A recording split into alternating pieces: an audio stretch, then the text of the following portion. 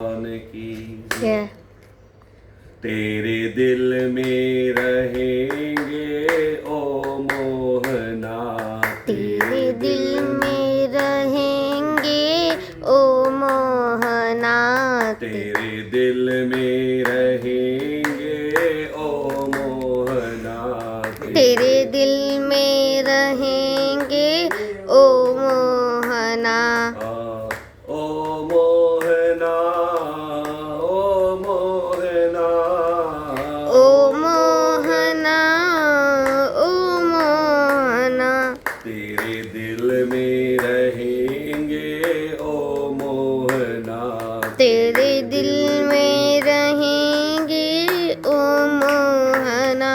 तुम पुष्प बनो मैं धागा बनो, तुम पुष्प बनो मैं धागा बनूं, माला में मिलेंगे ओ मोहना, माला में मिलेंगे ओ मोहना, तेरे दिल में रहेंगे ओ मोहना, तेरे दिल में रहेंगे ओ मोहना। तुम दीपक बनो मैं बाती बनो, तुम दीपक बनो मैं बाती बनूं, ज्योति में मिलेंगे ओ मोहना, ज्योति में मिलेंगे ओ मोहना, ओ मोहना, ओ मोहना, ओ मोहना, ओ मोहना, तेरे दिल में रहेंगे ओ मोहना, तेरे दिल में रहेंगे ओ मोहना। तुम मुरली बनो मैं साजे बनो, तुम मुरली बनो मैं साज बनूं, अधरों पे मिलेंगे ओ मोहना, अधरों पे मिलेंगे ओ मोहना, ओ मोहना, ओ मोहना, ओ मोहना, ओ मोहना, तेरे दिल पे मिलेंगे ओ मोहना, तेरे दिल में मिलेंगे ओ मोहना। तुम सागर बनो मैं लहरे बनो, तुम सागर बनो मैं लहरे बनूं, धारा में मिलेंगे ओ मोहना, धारा में मिलेंगे ओ मोहना, तेरे दिल में रहेंगे ओ मोहना, तेरे दिल में रहेंगे ओ मोहना। तुम माखन बनो मैं मिश्री बनो, तुम माखन बनो मैं मिश्री बनूं, तुम माखन बनो मैं मिश्री बनो, तुम माखन बनो मैं मिश्री बनूं, स्वादों में मिलेंगे ओ मोहना, स्वादों में मिलेंगे ओ मोहना, ओ मोहना, ओ मोहना, ओ मोहना, ओ मोहना, तेरे दिल में रहेंगे ओ मोहना, तेरे दिल में रहेंगे ओ मोहना, तेरे दिल में रहेंगे ओ मोहना, तेरे दिल में रहेंगे ओ मोहना। प्रेम से बोली बाल श्री कृष्ण भगवान की जय। सत्यम व्रतम सत्य परम त्रिसत्यम, सत्यस्य योनि निहितं च सत्ये, सत्य सत्यमृत सत्यनेत्रम् सत्यात्मकं त्वां शरणं प्रपन्नः सत्यात्मकं त्वं शरणं प्रपन्नः। श्रीमद् भागवत के अंतर्गत भगवान की बहुत सारी लीलाएं, जैसा कि हम सबने कथा में श्रवण किया कि भगवान की 24 अवतार हुए। उन 24 में 2 अवतार प्रक्षिप्त हैं जिनके बारे में हमने सुना। बाकी 22 अवतारों की कथा की गई। उन 22 अवतारों में 21 अवतारों की कथा में के लिए आपके पास श्रीमद् भागवत के 2 पार्ट हैं और प्रथम खंड जो उसका है उसमें 9वें स्कंद तक की कथाएं आती हैं। 9वें स्कंद की कथा जैसे पूरी होती है, लगभग किसी ग्रंथों में तो 8वें स्कंद में ही कथा पूरी होती, 9वें स्कंद से दूसरा प्रारंभ होता है। तो 9वें स्कंद में भगवान श्री राम के वंश का वर्णन किया गया है। लेकिन जो भागवत की आत्मा है वो है 10वें स्कंद, और उस 10वें स्कंद से लेके 10वें स्कंद का पूर्वार्ध उत्तरार्ध लगभग 90 अध्याय का है, 90 में एक कम। और उसके साथ साथ 11 स्कंद के लगभग अधिकतर अध्याय केवल और केवल भगवान के एक विशेष अवतार की चर्चा की गई है, जिन्हें हम भगवान श्री कृष्ण का अवतार जानते हैं। और ये भागवत जी की आत्मा है, क्योंकि श्री कृष्ण के बिना ना ही इस ब्रह्मांड में कुछ संभव है और ना ही भागवत जी में संभव।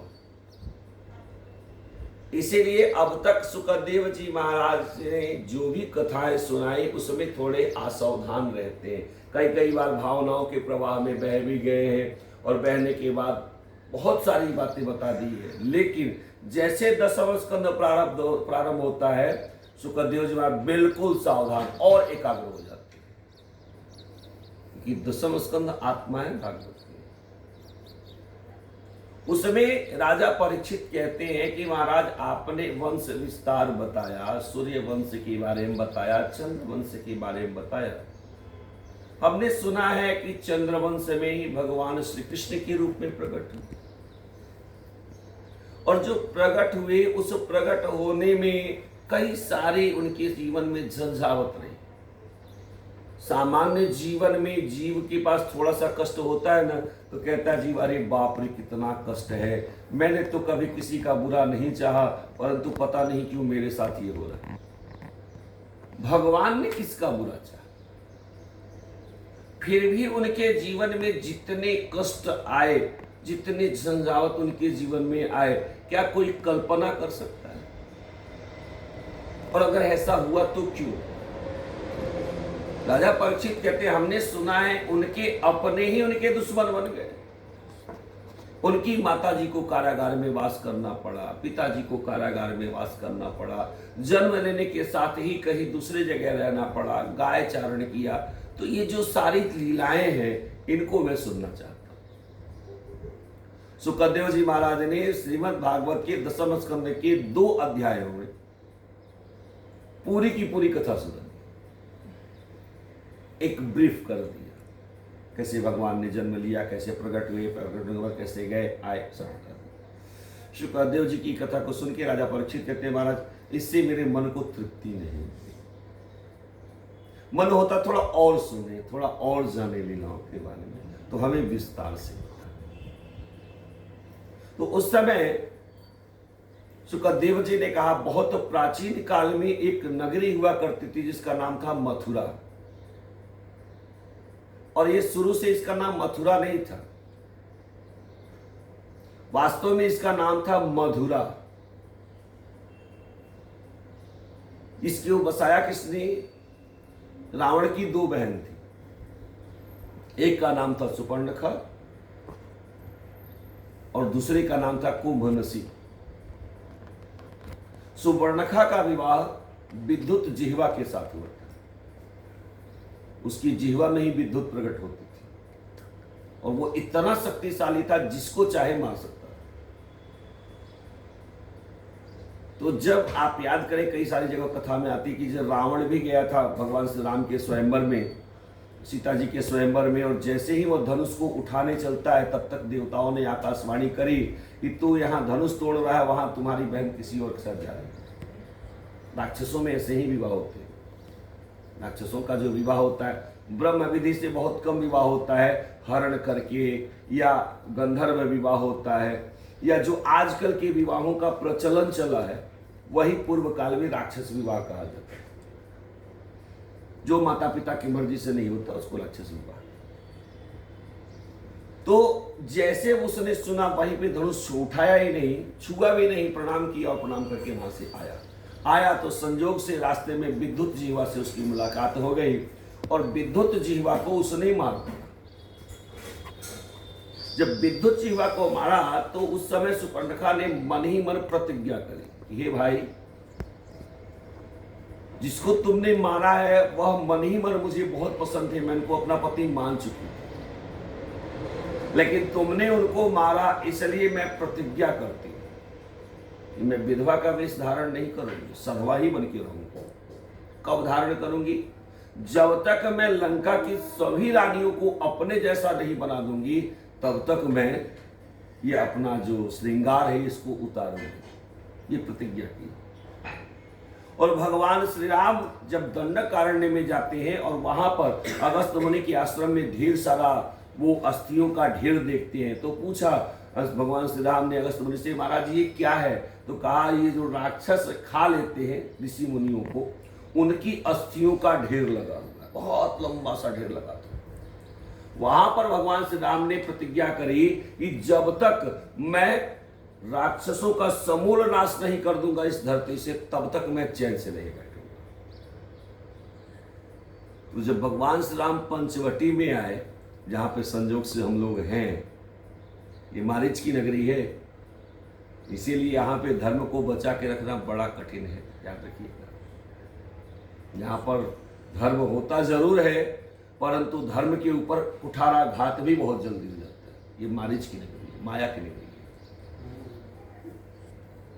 तो उस समय जब सुपर्णखा ने भगवान श्री राम को देखा तो उसको अपना वरदान, उसका अपना कर्तव्य याद आ गया जो प्रतिज्ञा करी थी, और उसने कहा, तुम सम पुरुष न मो सम नारी, यह संजोग विधि रही विचारी।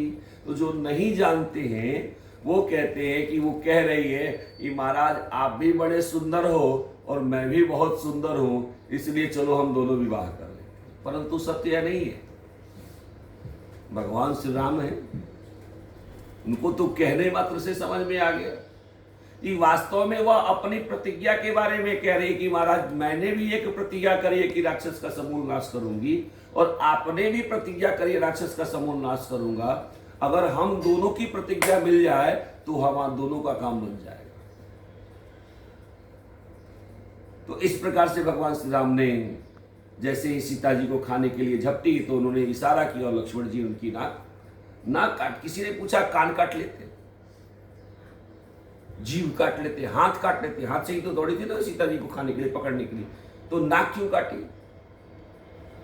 इसलिए नाक काटी क्योंकि आप बाकी जितने भी अंग हैं उन सबको कुछ न कुछ व्यवस्था करके, यानी आप हो तो दूसरी चीज, समझ रहे हैं क्या बोल रहा हूं मैं, परंतु आपने अपने आप को छुपाने के लिए ढेर सारा श्रृंगार किया हुआ है, सारी चीजें ठीक है, सारा श्रृंगार रहे और अगर किसी की नाक ही गायब हो जाए तो क्या वो अच्छी लगेगी? तो इसीलिए लक्ष्मण जी ने ऐसी व्यवस्था करी कि अब इसके बाद चाहे आप कितना श्रृंगार करो लेकिन आपका जो यह स्वरूप रहेगा वो आपको बता देगा कि आपको इस समय श्रृंगार करना, क्योंकि श्रृंगार आमतौर पे इसके लिए स्त्रियां करती हैं, बताने की जरूरत नहीं, आप सब समझ सकती हैं। और अगर हमारे पति नहीं है तो हम उस प्रकार से 16 श्रृंगार क्यों करें, थोड़ा बहुत जितना कर सकते हैं करें, लेकिन 16 श्रृंगार क्यों करें, किसको दिखाने के लिए करें? है कि नहीं है? देखने वाला ही नहीं है तो हम श्रृंगार करके क्या करेंगे? तो इस प्रकार से दूसरी बहन थी इसकी कुमनसी, उसने भी माता पिता की मर्जी के बिना ही विवाह किया मधु दैत्य से। जब विवाह कर लिया तो माता पिता ने मधु दैत्य को कहा कि भैया आपने अपने मर्जी से विवाह किया है, इसलिए हम आपको अपने घर में नहीं रखेंगे, जाओ। और यहां पर रावण भी रखने के लिए तैयार नहीं, तुमने अपनी मर्जी से विवाह किया है, जाओ। तो कुमनसी और मधु दैत्य दोनों ने मिलकर के बनाया उस मधुरा नगरी को बसाया, जहां पर ऊंचे ऊंचे ताड़ के पेड़ हुआ करते थे, केवल वन ही वन था और कुछ था ही नहीं। आखेट करना, शिकार करना, जो भी मिले उसको पकड़ के खा जाना, यही इन सब का स्वभाव था। और इन्हीं का पुत्र था लवण असुर, जिसे भगवान श्री राम के सबसे छोटे भाई शत्रुघ्न जी ने जिसका वध कर दिया। उसके बाद अब ये मधुरा कहाँ आ गई? शत्रुघ्न जी के पास। तो शत्रुघ्न जी के पास जब आई तो इन्होंने उसका परिवर्तन किया और कहा कि अब यहां पर आखेट नहीं हो, अब यहां पर गाय पालन हो, क्योंकि यह आपका हाथ है, चाहे आप इस हाथ से किसी की हत्या कर दो और चाहे इस हाथ से किसी की सेवा कर दो, यह आपके ऊपर निर्भर करता है। तो उन्होंने गाय पालन पर जोर दिया। और जब गाय पालन होने लगा तो वहां से दूध पर्याप्त मात्रा में होने लगी, तो दूध का मंथन किया जाता था। तो मंथन करने की जब आवाज आई तो शत्रुघ्न जी ने कहा कि ये मधुरा जो नाम है, इस नाम में मेरे भैया का नाम नहीं आ पा रहा है। कहा क्या करे? कहा मंथन होता है, इसलिए इसका नाम हमने मथुरा रखा। तो लोगों ने कहा महाराज मथुरा जो नाम है, इसमें आपके भैया का नाम कहां आ रहा है? तो कहा मथुरा को जरा उल्टा करिए, क्या बनता है? क्या बनेगा? राम। मथुरा उल्टा करें क्या बनेगा? राथु राथु म। तो शत्रुघ्न जी का एक काम करो, राथु म से पहला अक्षर निकालो रा और अंत निकालो, क्या निकलेगा? म। क्या बन गया? राम। कहा बीच वाला? कहा जिसके मुंह में राम नहीं है उसके मुंह में थू, ये जो थू है उसके मुंह में डाल देते हैं। बात समझ रहे हैं? एकदम सीधा सीधा उदाहरण दिया उन्होंने। कहा राम हमारे साथ है, परंतु जिसके मुंह में वह राम नहीं है उसके मुंह में वो थू डाल दो, तो राम आ गए। तो उस दिन से यह नाम पड़ा मथुरा। सूर्यवंश के पास आया, सूर्यवंश के पास राजाओं से होते होते धीरे धीरे चंद्रवंश के पास आया। और जिस समय की यह कथा है उस समय चंद्रवंशियों में ही 4 वंश होते थे, यदुवंश, वृष्णिवंश, अंधक वंश और एक और आता था कुक्कुर वंश। ये 4 वंश हुआ करते थे। 5वां भी था भोजवंश, 5 वंश थे। तो ये 5 वंश में उस समय भोजवंश के अंतर्गत रहते थे सूरसेन। सूरसेन ने अपने इच्छा से अपना राज्य अपने भाई, छोटे भाई उग्रसेन को दे दिया। उग्रसेन को काफी समय तक विवाह हुआ, पवन रेखा से काफी समय कोई संतान नहीं हुआ। पवन रेखा बड़ी चिंतित रहा करती थी कि मेरा समय जीवन का तीसरा प्रहर आ गया लेकिन कोई संतान नहीं है, कैसे मेरा जीवन चलेगा। यद्यपि उग्रसेन बड़ा प्रेम करते थे अपनी पत्नी से, बहुत प्रेम करते। एक बार पवन रेखा ने इच्छा जाहिर करी कि महाराज मुझे अपने मायके जाना है, आप थोड़ा जाने दीजिए तो अच्छा है। उग्रसेन ने कहा देवी आप चली जाओगी, आपके बिना मेरा मन नहीं लगता, लेकिन मैं आपके साथ चलूं यह भी संभव नहीं, क्योंकि यहाँ का जो राज्य कार्य है वह डिस्टर्ब हो जाएगा, बाधित हो जाएगा, तो इसलिए क्या करूं बताइए। तो पवन रेखा ने कहा कि जब भी आपका मुझसे मिलने का मन होगा आप आ जाइए, भले ही आपको हमारे आने में संकोच लगता है लेकिन कहीं पर भी आप आ जाइएगा, हम ठीक। गई पवन रेखा अपने मायके में और एक दिन इन्होंने खूब श्रृंगार किया, पूरा का पूरा 16 श्रृंगार किया। जबकि शास्त्रीय मर्यादा है कि भले ही आप सधवा हो, भले ही आपके पति हैं, लेकिन अगर आपके पति आपके साथ नहीं है तो आपको कभी भी 16 श्रृंगार नहीं करना चाहिए। मायके में अगर कोई लड़की चली आवे तो वहां जाकर के उसको 16 श्रृंगार नहीं करना चाहिए। नियम वहां भी वही हो गया कि 16 श्रृंगार किसके लिए किया जाता है? पति के लिए। अब मायके में किसको दिखाओगे? पिता को दिखाना है कि भाई को दिखाना है? तो गाली हो गई ना। इसलिए बार बार मना किया जाता है, लेकिन होनी कुछ और है, भवितव्यता कुछ और है। पवन रेखा ने ढेर सारा श्रृंगार किया। जब श्रृंगार किया, माता ने पूछ लिया, बेटी इतना श्रृंगार करके जा कहाँ रही हो? पवन रेखा ने कहा कि माता जी मैं वन में घूमने जा रही। सखियों को साथ लिया। जब जाने लगी तो माँ ने कहा कि बेटी याद रखना, पूर्व दिशा में जाना, पश्चिम दिशा में जाना, उत्तर दिशा में भी जा सकती हो, लेकिन दक्षिण दिशा में मत जाना, क्योंकि दक्षिण दिशा में कुछ दुष्ट असुर रहा करते हैं, वह तुम्हें परेशान कर सकते हैं। पवन रेखा ने कहा ठीक है। अब इन्होंने अपना एक जगह चुन लिया कि यहीं से मुझे जाना है। पूर्व दिशा में घूम करके आए, पश्चिम दिशा में भी घूमने के लिए चले गए, उत्तर से भी घूम के चली गई, सभी सखियों के साथ जा रही हैं। जब फिर अपने जगह पर आई तो मन में विचार किया, आखिर हमारी माता जी ने दक्षिण दिशा में जाने से मना क्यों किया? मना किया है तो जरा जाके देखना चाहिए कि दक्षिण दिशा में है क्या, क्योंकि हमारा स्वभाव है जो कार्य मना किया जाता है, नहीं करना है, वह हम अवश्य करेंगे। जहां पर लिखा होता है दीवार में ना कि भैया यहाँ पे गंदगी करना मना है, वहां पे गंदगी आपको जरूर दिखेगा। वैसे नहीं लिखी तो शायद न दिखे, लेकिन अगर लिख दीजिए कि यहाँ पर मना है तो वो गंदगी अवश्य करेगा। कई बार आपको हंसी आएगी सुन के, हम लोग फॉर्म भरते हैं तो उसमें लिखा हुआ होता है कि कृपया यहाँ अंगूठा न लगाएं। तो किसी ने कहा, अरे मेरे प्रभु, अगर उसको पढ़ना ही आता तो वो अंगूठा लगाता। लिखते ना, कृपया अंगूठा ना लगाएं, यानी सिग्नेचर करने हैं। अगर उसका पढ़ना ही आता तो अंगूठा लगाएगा वाला, परंतु सोच है सबकी।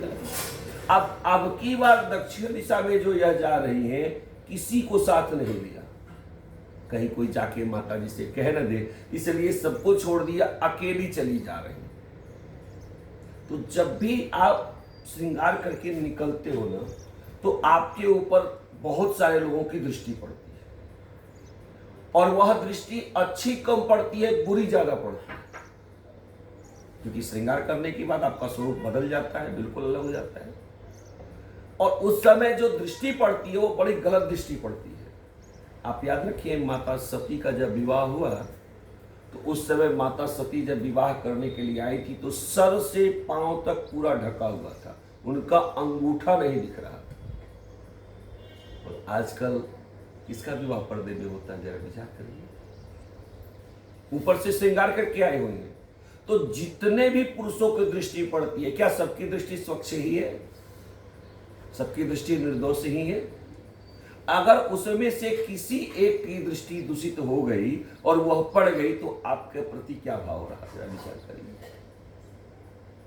लेकिन समय बदलता जा रहा है, समय के साथ सारी चीजें बदल गई हैं, अब ये जा रहे हैं। तो दक्षिण दिशा में जहां सघन वन प्रारंभ होता है, वहीं पर एक असुर रहता है जिसका नाम है द्रुमलिक।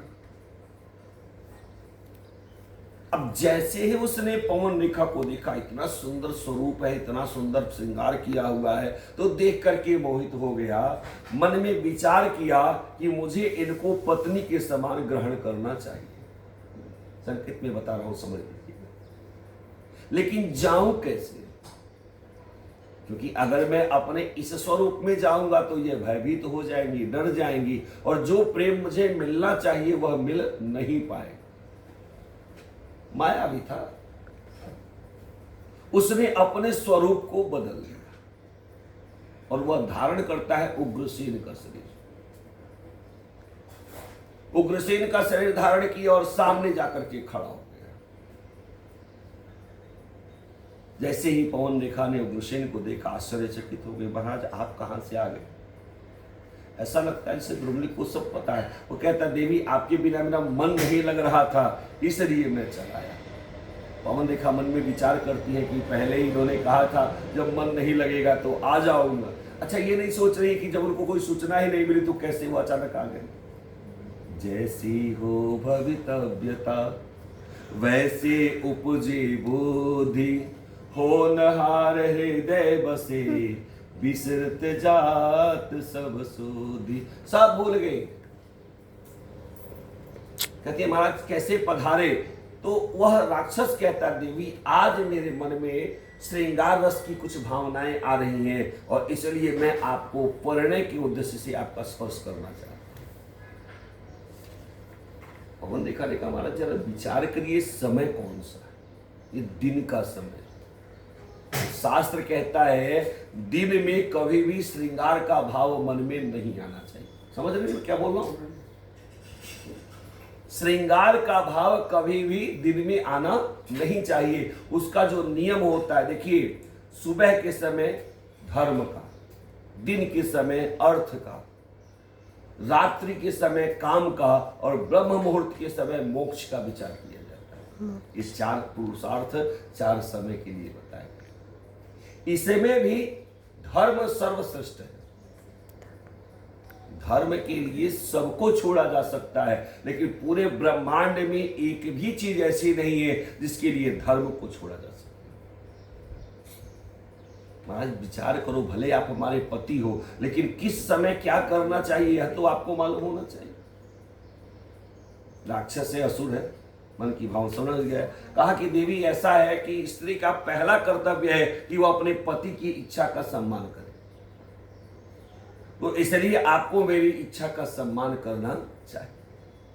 इन्होंने सिर को नीचे झुका लिया और अंगूठे से, पैर के अंगूठे से जमीन को कुरेदने लगे। तो मौन स्वीकार्य लक्षण, इस नियम के आधार पर, यानी आप चुप हो गए, इसका मतलब यह कि आपकी सहमति है। और इस नियम के आधार पर द्रुमलिक ने इनका स्पर्श किया, और जब स्पर्श किया तो उस समय मध्य के समय उग्रसेन के शरीर में कुछ विशेष गुप्त चिन्ह थे जो पवन रेखा जानती थी। और उस समय जब वह चिन्ह नहीं मिला तो समझ गई कि वास्तव में यह मेरे पति नहीं है, यह तो कोई दूसरा है। जल था, जल उठाया, कहा तुम अपने वास्तविक स्वरूप में प्रकट हो जाओ, नहीं तो मैं अपने पतिव्रत धर्म के कारण तुमको जला करके राख कर दूं।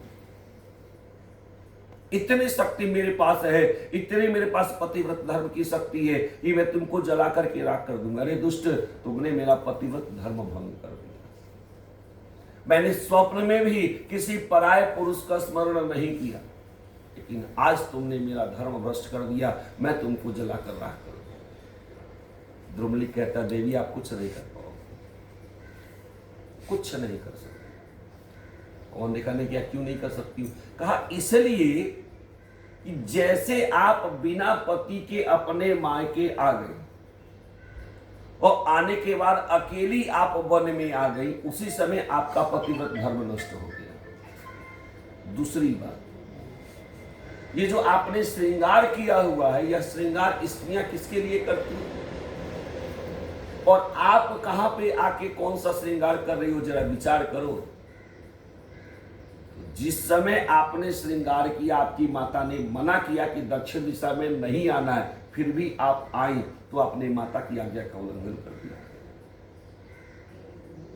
इसलिए आप में अब वह पतिव्रत धर्म नहीं रह गया, तो आप चाह के भी मुझे श्राप नहीं दे सकते। हाँ, एक बात बताता हूं, जीवन का तीसरा प्रहर आपका चल रहा है, आपके पास कोई संतान नहीं है। यह देख करके मेरे मन में चिंता हो गई और इसलिए मैंने आपका स्पर्श किया है। मेरे स्पर्श करने के कारण जो संतान होगी वो इतनी वीर होगी कि उसको मारने के लिए स्वयं साक्षात नारायण को प्रकट होना पड़ेगा। पवन रेखा ने भी मन में विचार किया कि अब गलती तो हो ही गई, श्राप दे के कोई फायदा होने वाला है नहीं। जल छोड़ दिया, नीचे वापस आ गए, सखियों से मिली। तो उसमें एक जो इनकी बड़ी मुंह लगी सखी थी, उसने कहा कि बात क्या है, तुम्हारे कान का जो कर्णफूल है वो टेढ़ा हो गया है, सांसें बड़ी तेज चल रही हैं, बाल अस्त व्यस्त है, जो कपड़े तुमने पहने थे वो अस्त व्यस्त है, कारण क्या है? तो इन्होंने कहा कि सखी रास्ते में एक बंदर मिला और उस बंदर ने मेरे ऊपर आक्रमण किया, जिसके कारण मैं डर गया। जैसे तैसे घर आए, लेकिन जैसे ही पवन रेखा की माँ ने इनको देखा, वह समझ गई इनके साथ क्या माँ है। आनन फानन उनको डोली में व्यवस्थित किया। कभी आप अगर हरिवंश पुराण की कथा सुनेंगे तो उसमें और विस्तार से इस कथा का वर्णन है। और तब भेज दिया निश्चित समय पर, मार्गशीर्ष का महीना है। आपने भगवान श्री कृष्ण के जन्म की तिथि नोट की होगी, आज आपको मैं कंस के जन्म की तिथि नोट करवाता हूं। मार्गशीर्ष का महीना है, कृष्ण पक्ष है, त्रयोदशी तिथि है, गुरुवार दिन है और मृगशीर्षा नक्षत्र है। जब धरती पर उल्कापात होने लगा, भूकंप आने लगे, दिशाएं परिवर्तित होने लगी, समय जो है वो परिवर्तित होने लगा। जब वर्षा होनी चाहिए तब गर्मी होने लगी, जब गर्मी होनी चाहिए तो ठंडी होने लगी, ऐसी स्थिति आ गई। और उस समय जन्म लिया कंस। पहली बार उग्रसेन महाराज बड़े प्रसन्न हो गए, आज मेरे यहाँ संतान की उत्पत्ति हो गई, बड़े खुश हुए। बुलाया गर्ग जी महाराज को, उनके पुरोहित गर्ग जी हैं, पूरे 5 वंशों के पुरोहित गर्ग जी हैं। गर्ग जी को बुलाया और कहा कि महाराज बड़े भाग्य से मेरे यहाँ संतान आया है, आप बताइए इसका भाग्य क्या है। गर्ग जी ने कहा बहुत भाग्यशाली है, बहुत धनवान होगा। कहा धन की बात मैं नहीं पूछ रहा हूं, ये पूछ रहा हूं कि ये मेरी सेवा कितनी करेगा। गर्ग जी मुस्कुराए, कहा अगर सेवा की बात सुनते तो सुन लो, अगर अपना भला चाहते हो तो इस बच्चे को काठ के बक्से में बंद करो और यमुना जी में प्रवाहित करो। तो विचार करिए, बहुत साल तक कोई संतान न हो और आपके यहाँ एक ही संतान हो और कोई गुरु जी आ जाए कहे कि भैया अगर अपना भला चाहते हो तो बस बच्चे को बक्से में बंद करके पानी में डाल दो, आपके मन में क्या हो। उग्रसेन ने कहा महाराज क्या बोल रहे हैं, जरा विचार तो करिए। जीवन का तीसरा नहीं अब चौथा प्रहर आने वाला है और ऐसे समय में मैंने संतान को प्राप्त किया और आप कह रहे हैं इसको यमुना जी में प्रवाहित कर दो। क्यों महाराज, ऐसा क्यों? कहा सेवा की बात तो छोड़ दो, यह संसार को इतना त्रास देगा, इतना संसार को त्रास देगा, और जो संसार को इतना त्रास देगा वो आपको कितना अच्छे से रखेगा, क्योंकि ये तो आपका अंश ही नहीं है, यह तो किसी दूसरे का अंश है। कह अंश, ये किसी दूसरे का अंश है, इसलिए इसका नाम कंस है। उग्रसेन ने कहा कि कोई पूजा पाठ जब तक कुछ उपाय है? कहा कोई उपाय नहीं, इसका नक्षत्र ही यही है, यह बना ही वही है, यह पूर्व जन्म का असुर है, वही कालनेमी है जो कंस बन के आया। फिर भी उग्रसेन का प्रेम नहीं माना, बच्चे को पालने लगे, सोचे क्या पता अब सुधर जाए, अब सुधर जाए। तो जब कंस थोड़ा सा समझदार हुआ तो अपने साथ खेलने के लिए बच्चों को लेके जाता है यमुना जी के किनारे, बच्चों से कहता कि कहो मैं राजा हूं। तो जो बच्चे कह देते हाँ आप राजा हो, उनको तो छोड़ देता है, और जो गलती से ये कह देता कि भाई आप राजा नहीं हो, आपके पिता राजा हैं, आप राजा बनोगे, तो उनको वही यमुना जी के किनारे रेत में दबा देता। पहले तो लोगों ने संकोच के नाते शिकायत नहीं करी, बाद में जब शिकायत किया तो समझाने लगे उग्रसेन के बेटा जिसे तुम मार रहे हो तुम्हारी प्रजा है, विद्रोह हो जाएगा, हमें राज्यगद्दी से हाथ धोना पड़ जाएगा। जब कंस के मन में ये बात आई तो उसने अपने शक्तियों का विस्तार करना शुरू कर दिया। जैसे जैसे कंस बड़ा होता गया, ऐसा कहा जाता है, सुखदेव जी कहते हे राजन, कंस जब 8 वर्ष की अवस्था का था तो उसने जरासंध को मल्लयुद्ध में पछाड़ दिया। जरासंध वह है जिसके पास 7000 हाथियों का बल है,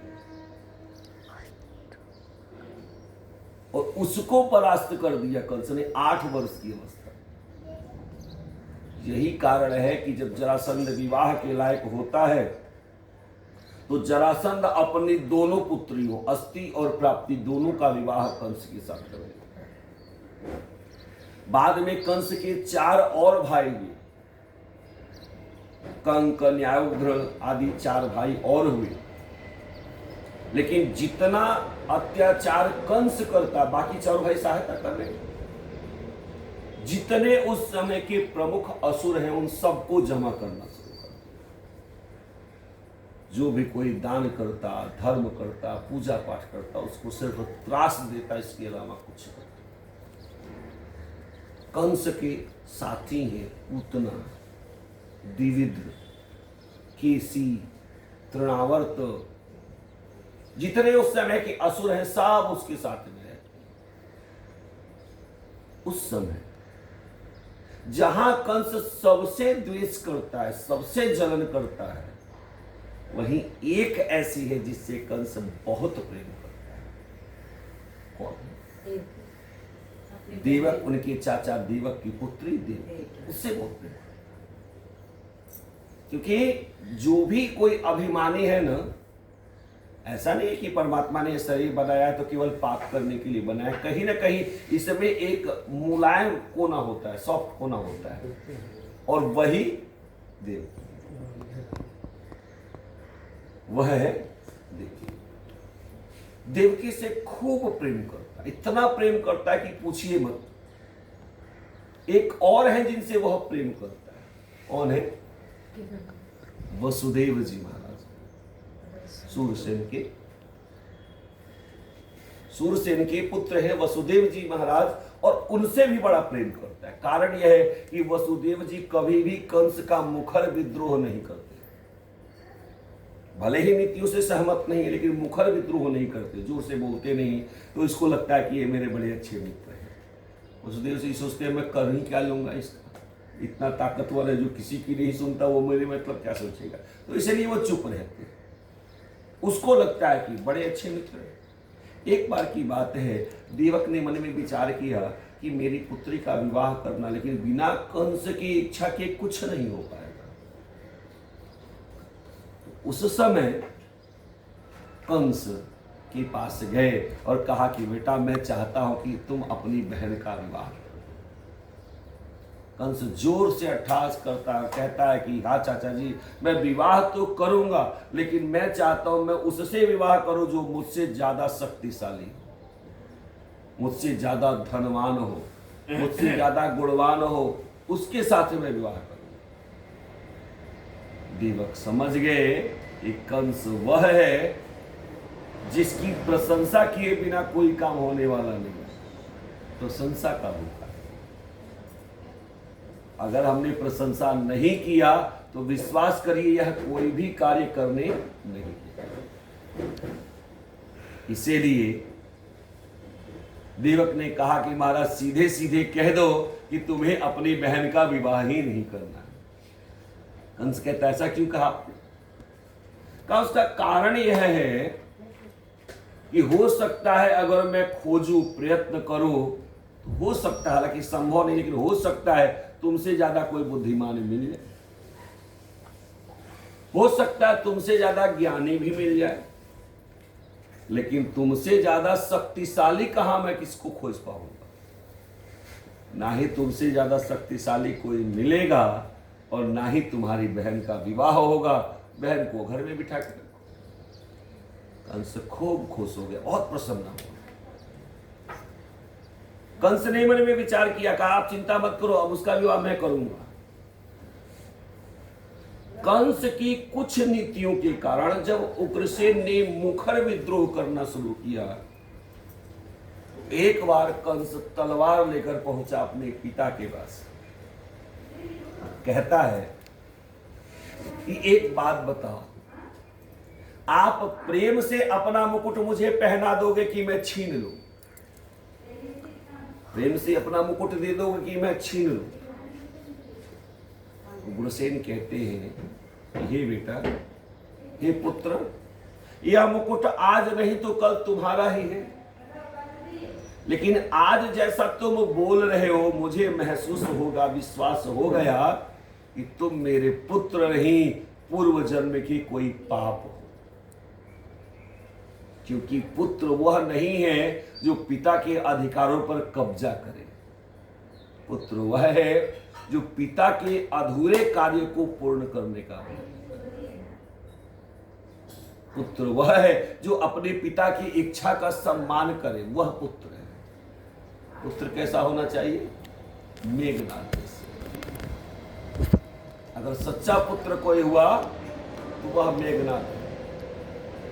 अंत अंत तक वह जान गया कि मेरे पिता गलत रास्ते पर हैं। अंत तक वह जान गया। जब गया है रावण को समझाने के लिए और रावण ने बाद में उसको डांट दिया, नहीं माना बात, तो जब जा रहा है तो मंदोदरी ने कहा, मेरे पुत्र अगर तुम पहचान ही गए हो कि ये भगवान है तो तुम अकेले उनके शरण में क्यों नहीं चले जाते मेरे लाल? क्योंकि इस संसार में प्रत्येक व्यक्ति अपने कर्म का फल भोगता है। मुक्ति के पथ पर प्राणी अकेला जाता है, तो तुम चले जाओ। मेघनाथ कहता है, माता धर्म का मार्ग सिखा रहे। पुत्र का सबसे बड़ा कर्तव्य है कि वह किसी भी परिस्थिति में अपने पिता का साथ न छोड़े। जो पुत्र विषम परिस्थिति में अपने पिता का साथ छोड़ के चला जाता है, सामान्य इंसान की बात तो छोड़ो, भगवान भी उसका आदर नहीं करते। और स्वयं यही आदर्श भगवान श्री राम ने भी सिखाया कि मेघनाथ जानता है कि मेरे पिता गलत राह कर रहे हैं, गलत रास्ते पर चल रहे हैं, परंतु अपने पिता के सम्मान के लिए वह अपने प्राणों की आहुति देने का पुत्र है। भगवान श्री राम की तो बात ही अलग है ना? भगवान श्री राम को तो महाराज दशरथ ने सामने से कहा भी नहीं कि तुम वन में जाओ, कभी नहीं कहा है। वो तो माता कैकेयी ने कहा कि मैंने तुम्हारे पिता से मांगा था जो वरदान, वही मैंने मांग लिया। उसी शोक के कारण तुमसे बड़ा प्रेम करते हैं, इसीलिए शोक के कारण आज मूर्छित पड़े। तो बिना कहे भगवान श्री राम वन को चले गए। तो पुत्र भगवान श्री राम की तरह होने चाहिए, पुत्र मेघनाथ की तरह होने चाहिए। लेकिन आज कहते हैं उग्रसेन कि तुम मेरे पुत्र नहीं हो, पूर्व जन्म की कोई पाप हो जो आज संघनित होकर के, इकट्ठा होकर के पुत्र के रूप में मेरे सामने आया। मुकुट ले लिया, पिता को कारागार में डाल। धीरे धीरे जो इनके वंश है, पांचों वंशों के अंदर विद्रोह की आग सुलगने लगी और कंस इस बात को बहुत गहराई से महसूस कर। यही कारण है कि कंस वसुदेव जी को बुलाता है। समझ गया कि वसुदेव जी को दोनों प्रेम करते हैं, सारे वंश वाले प्रेम करते हैं। अगर मैंने वसुदेव जी से विवाह करवा दिया तो ये हमारे फेवर में हो जाएंगे और सारे लोग चुप हो जाएंगे। लेकिन हुआ उल्टा, वसुदेव जी को बुलाया। वसुदेव जी जैसे बुलावा सुनी, समझ गए कहीं ना कहीं कोई परेशानी आने वाली है, क्योंकि दुष्ट का बुलावा, दुष्ट का आमंत्रण और निमंत्रण दोनों ही खतरनाक होता है। फिर भी आए। वसुदेव जी ने पूछा कि महाराज कैसे याद किया, आप बता दीजिए। कंस कहता है, मैं चाहता हूं कि आप मेरी बहन देवकी से विवाह कर दो। वसुदेव जी पूछते, अच्छा यह निमंत्रण है कि राजा का आदेश है? कंस ने कहा, अगर प्रेम से मांग लोगे तो निमंत्रण है, और प्रेम से नहीं मानोगे तो राजा का आदेश है। वसुदेव जी कहते, महत आश्चर्य है। अब एक बार मित्र का निमंत्रण जो है वह अस्वीकार किया भी जा सकता है, लेकिन राजा के आदेश को कौन अस्वीकार करे? परंतु एक संशय है मेरे मन में महाराज, अगर आप कहें तो मैं बताऊं। कहा, पूछो। कहा, एक बात बताइए, क्या वास्तव में आप अपने बहन के सच्चे हितैषी हो? कंस ने पूछा, ऐसा क्यों कहा तुमने? कहा, इसलिए क्योंकि अगर वास्तव में आप अपनी बहन से प्रेम करते हो तो शायद दुनिया के आप पहले ऐसे भाई हो जो अपनी बहन के विवाह से पहले उसकी सौत की व्यवस्था कर दे रहे। कंस ने कहा, कैसे? कहा, क्या आपको पता नहीं है कि इससे पहले मेरा विवाह हो चुका है और मेरी पत्नी रोहिणी यहीं पे रहती है? आप नहीं जानते? कंस बड़ा चालाक था, बहुत चालाक। कंस समझ गया ये चाहते नहीं। कंस ने कहा महाराज शास्त्र के अनुसार विवाह संतान उत्पत्ति के लिए किया जाता है, अगर संतान हो गई होती तो मैं आपको नहीं करता, लेकिन जहां तक मैं जानता हूं मेरी बहन रोहिणी को अभी तक कोई संतान नहीं, तो शास्त्र के हिसाब से आप दूसरा विवाह कर सकते हो। और क्या मेरे मित्र का हृदय इतना छोटा है कि जिस हृदय में मेरी बहन रोहिणी रहती है उसी हृदय में मेरी बहन देवकी नहीं रह पाएगी? वसुदेव मजबूर हो गए। कंस ने बड़े धूमधाम से विवाह करवाया, बहुत अच्छी तरह से विवाह करवाया। विवाह करवाया और विवाह करवाने के बाद बहुत सारी चीजों को दान किया है। जब विदाई की बेला आई तो उस समय सारथी ने आकर के कहा महाराज अब विदाई की बेला हो गई है, बस तैयार है, अब इनको विदा किया जाए। कंस कहता है नहीं महाराज, आज मैं स्वयं अपनी बहन का सारथी बनूंगा, रथ मैं चलाऊंगा। एक सारथी है भगवान श्री कृष्ण, जिन्होंने अर्जुन को धर्म युद्ध करना सिखाया, और एक सारथी बना है कंस।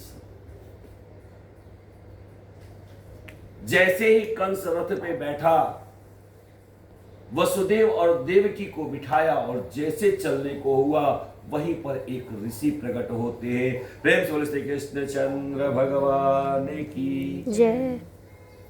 और ऋषि प्रकट ही नहीं, वह जोर से ठहाका लगा करके हंस रहे हैं। याद रखिए उस समय कंस के राज्य में ऋषियों का हंसना उतना ही जघन्य अपराध माना जाता है जितना आज के समय में किसी आतंकवादी का प्रकट होता है। समझ, जघन्य अपराध माना जाता है।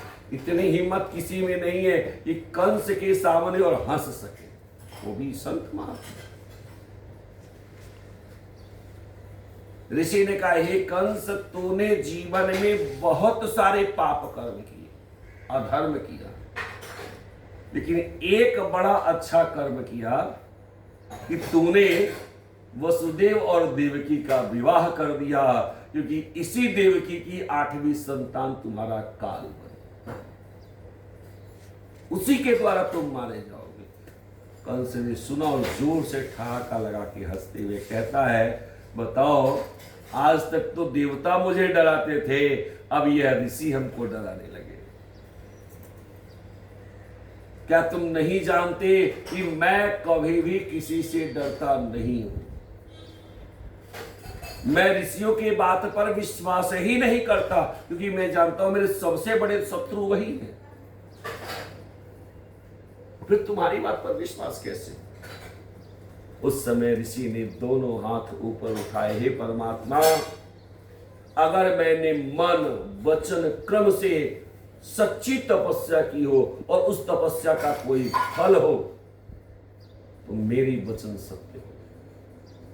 उसी समय जोर से बादल गरजा, बिजली चमकी और आकाशवाणी हो, पथि प्रग्रहिणं कंसम आभासम अह शरीरवात् अस्य त्वम् अष्टमो गर्भो हंताया वह से बुध। हे कंस, जिसे तुम इतने प्रेम से पहुंचाने के लिए जा रहे हो, उसी की 8वीं संतान तुम्हारा काल। जैसे ही कंस ने सुना, घोड़ों की लगाम छोड़ दी, रथ से उतरा, दाहिने हाथ में तलवार खींचा और बाएं हाथ से देवकी जी की चोटी को पकड़ के खींचना चाहता है। मैं उस बांस को ही क्यों रहने दूं जिससे बांसुरी बजती हो? मैं उस मूल को ही समाप्त कर दूंगा जिसकी 8वीं संतान मेरा काल हो। मैं छोड़ूंगा। देव जी सोचने लगे कि परमात्मा क्या करूं मैं? अभी थोड़ी देर पहले अग्नि के सामने मैंने प्रतिज्ञा की थी कि मैं इनकी रक्षा करूंगा, लेकिन रक्षा करूं किससे? क्योंकि जिसने दान दिया वही शत्रु बना हुआ है। वसुदेव जी कंस को समझाते और कहते, महाराज मृत्युर्जन्म बताम वीर देहेन सह जायते आद्यवाब्दम सतांते वा मृत्युर्वे प्राणिनाम ध्रुवः। महाराज आप इतने बड़े वीर हो, क्या ये नहीं जानते कि जन्म और मृत्यु दोनों एक साथ प्रकट हो? जिस दिन कोई बच्चा जन्म लेता है उसी दिन उसकी मृत्यु निश्चित हो जाती है। जन्म और मृत्यु एक साथ होता है। हमने पिछली बार भी चर्चा की थी, शायद आपको याद होगा, कि हम कहते हैं कि हमारी उम्र 40 साल है, हमारी उम्र 25 साल, हमारी उम्र 30 साल है। ये उम्र नहीं है, ये एक एक दिन हमारा जो उम्र है वो कम हो रहा है। आप याद रखेंगे, आमतौर पे हमसे कोई पूछे आप कितने साल के हो, हम कहते हैं 50 साल के हैं, 40 साल के हैं, 30 साल के। क्या ये हमारी उम्र है? ये हमारी उम्र है? अभी तक तो ये कहते थे उम्र है, उम्र नहीं है। परमात्मा ने जितना समय हमें दिया था उसमें से इतना लैप्स हो गया, हमने खत्म कर दिया। देखना यह है कि जो हमने खत्म किया है उससे कुछ कमाया कि वैसे खत्म ही करते चले जाए, वह हमें। श्री कृष्ण गोविंद हरे मुरारे, हे नाथ नारायण वासुदेवा। श्री कृष्ण गोविंद हरे मुरारी, हे नाथ नारायण वासुदेव। श्री कृष्ण गोविंद हरे मुरारे, नाथ नारायण वासुदेवा। श्री कृष्ण गोविंद हरे मुरारी, हे नाथ नारायण वासुदेव। पितु मातो स्वामी सखा हमारे, हे नाथ नारायण वासुदेवा। पितु मात स्वामी सखा हमारी, हे नाथ नारायण वासुदेव। श्री कृष्ण गोविंद हरे मुरारे, हे नाथ नारायण वासुदेवा। श्री कृष्ण गोविंद हरे मुरारी, हे नाथ नारायण वासुदेव। बंदी गृह के तुम अवतारी, बंदी गृह के तुम अवतारी। कहीं पे जन्मे कहीं पले मुरारे, कहीं पे जन्मे कहीं पले मुरारी। किसी के जाए किसी के कहाए, किसी के जाए किसी के कमाए। है अद्भुत हर बात तिहारे, है अद्भुत हर बात तिहारी। गोकुल में चमके मथुरा के तारे, गोकुल में चमके मथुरा के तारे। हे नाथ नारायण वासुदेवा। हे नाथ नारायण वासुदेव। श्री कृष्ण गोविंद हरे मुरारे, हे नाथ नारायण वासुदेवा। श्री कृष्ण गोविंद हरे मुरारी, हे नाथ नारायण वासुदेव। अधरों के बंसी हृदय में राधे, अधरों के बंसी हृदय में राधे। बट गए दोनों में आधे आधे, बट गए दोनों में आधे आधे। हे राधा नागर हे भक्त वत्सल, हे राधा नागर हे भक्त वत्सल, सदैव भक्तों के काम साधे, सदैव भक्तों के काम साधे। वहीं गए वहीं गए, वहीं गए वहीं गए, वहीं गए जहाँ गए पुकारे, वहीं गए जहाँ गए पुकारे। हे नाथ नारायण वासुदेवा, हे नाथ नारायण वासुदेव, श्री कृष्ण गोविंद हरे मुरारी, हे नाथ नारायण वासुदेवा, श्री कृष्ण गोविंद हरे मुरारी, हे नाथ नारायण वासुदेव। गीता में उपदेश सुनाया, गीता में उपदेश सुनाया, धर्म योद्ध को धर्म बताया, धर्म योद्ध को धर्म बताया। कर्म तो कर मत रख फल की इच्छा, कर्म तू कर मत रख फल की इच्छा, यह संदेश तुम्हीं से पाया, यह संदेश तुम्हीं से पाया। अमर है गीता के बोल सारे, अमर है गीता के बोल सारे। हे नाथ नारायण वासुदेवा, हे नाथ नारायण वासुदेव, श्री कृष्ण गोविंद हरे मुरारी, हे नाथ नारायण वासुदेवा, श्री कृष्ण गोविंद हरे मुरारी, हे नाथ नारायण वासुदेवा। प्रेम से कृष्ण चंद्र भगवान की। और इस प्रकार से वसुदेव जी महाराज कहते हैं, क्या आप नहीं जानते कि जीव जन्म लेता है और साथ में उसकी मृत्यु निश्चित हो जाती है। कंस कहता है, महाराज मुझे उपदेश मत दीजिए, मैं आपका शिष्य नहीं। कई बार जब हमारा अहंकार बहुत ज़्यादा बढ़ जाता है ना, तो आप किसी को कुछ अच्छी बातें बताइए तो वो कहता है, महाराज मुझे उपदेश मत दो, मैं आपसे ज़्यादा जानता हूँ। सही है ना? अगर ज़्यादा नहीं जानते तो आप भाई सुन लेते ना।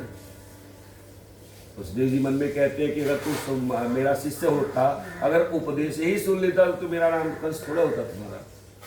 तुम कंस ही इसलिए हो क्योंकि तुम किसी का उपदेश सुनने वाले नहीं हो। कहते हैं वसुदेव जी कि याद रखो, आप क्यों मार रहे हो, जिसको मार रहे हो ये तो विचार करो, वो है कौन आपकी? वो बहन है। कहा क्या हुआ बहन है? बहन है तो क्या उसके बच्चे से भाई मारा जाऊंगा? मुझे अपने प्राण की रक्षा करनी। कहा महाराज अरे देखो तो सही, इसके अभी सुहाग के चिन्ह भी वैसे, हाथ की लाली भी वैसी, मेहंदी लगी हुई सुखी नहीं है, श्रृंगार ऐसा लगा हुआ मांगलिक श्रृंगार है, बाल इतने अच्छे लग रहे हैं, कैसे आपका दिल नहीं पसीज रहा है? कहा नहीं महाराज चाहे कुछ भी हो जाए, जब इसकी 8वीं संतान मुझे मारने वाले, मैं इसको छोड़ूंगा नहीं।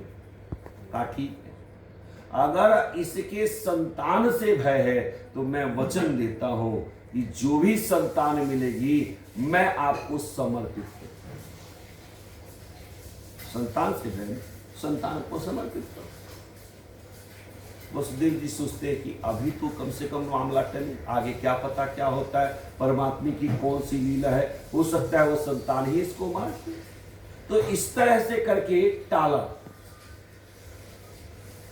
कंस मन में विचार करने लगा, सत्य है वसुदेव जी के वचन झूठे नहीं होते, वसुदेव जी कभी झूठ नहीं बोलते, तो मैं क्यों स्त्री हत्या का पाप अपने सिर पे लूं, इसलिए छोड़ दिया। लेकिन छोड़ कैसे दिया, इन दोनों को लेकर के गया और एक घर में बंद कर दिया। यानी घर में आप अपने हिसाब से घूम सकते हो, सब कर सकते हो, लेकिन बाहर नहीं जा सकते, पहरे लगा दिए। वो एक तरह से कारागार ही है, केवल यह है कि घर में आप स्वतंत्रता पूर्वक घूम सकते हो, निश्चित वही है। धीरे धीरे धीरे धीरे कुछ समय व्यतीत हुआ और जब इसे यह पता चला कि अब देवकी संतान को जन्म देने वाली है, तो इनको कारागार में डाल दिया। कारागार में जो डाला है तो 7 तालों के भीतर, 7 दरवाजों के अंदर है, और प्रत्येक दरवाजे पर बड़े वीर सैनिक नियुक्त किए गए हैं जो किसी भी परिस्थिति से निपट सकते। धायों को लगा दिया, गुप्तचरों को लगा दिया ताकि सूचना मिलती रहे। निश्चित समय आया और देवकी मां ने पहले संतान को जन्म दिया। संतान को जन्म देती हैं, जन्म देने के बाद बड़े प्रेम से बच्चे को लेकर के पुचकारने लगी, चूमने लगी। उस समय वसुदेव जी कहते, देवी इनसे प्रेम मत करो, ये जाने वाले। देवकी कहती है, महाराज कम से कम पहली संतान है, मुख तो देख लेने दो। कहा बिल्कुल मत देखना, यही तो मोह है, यही हमारे दुखों को बढ़ाता है। जितना ही हमारे अंदर मोह संघनीभूत होता है, उतना ही हम दुख बढ़ाते हैं। आपके घर में संतान की उत्पत्ति हो ना, आप जिस दिन ढोलक बजाना शुरू करते हो, उसी दिन आपके दुखों की शुरुआत हो जाती है। जिस दिन आप सोहर गाना शुरू करते हो, उसी दिन आपके दुखों की शुरुआत हो जाती है। इसको कोई रोक नहीं सकता। कहा तो क्या करें, संतान पैदा हो तो क्या कोई रोता है? कहा नहीं, न आपको रोने की आवश्यकता है और ना ही आपको ढोलक बजाने की आवश्यकता है, क्योंकि जो आपके जीवन में आया है वो भगवान का प्रसाद है। ये तो सोचो, है कौन? ये कौन है? ये मां जगदम्बा के प्रसाद है। ये बच्चे कौन है? भगवान के प्रसाद है। तो भगवान का प्रसाद जब मिलता है तो क्या आप भांगड़ा पाते हो, नृत्य करते हो? नहीं ना। भगवान के प्रसाद को क्या करते हो? बड़े प्रेम से मत्था टेकते हो और उसको ग्रहण करते हो। तो आप ये समझो, ये सारे भगवान के प्रसाद है, भगवान ने हमें दिया हुआ है। हमारा जो कर्तव्य है उसका हमें पालन करना। पहली बात, अगर हमें ये लगता है कि हम इसको पाल रहे हैं तो हमसे बड़ा मूर्ख संसार में कोई नहीं। अरे जब अपने मर्जी से हम सांस नहीं ले सकते तो क्या हम किसी को पाल सकते हैं? यही हमारा अभिमान है, और यह अभिमान ही हमें दुखी बनाता है। हम नहीं किसी को पाल सकते, क्या पता उसके भाग्य से हम खा रहे हो तो है क्यों?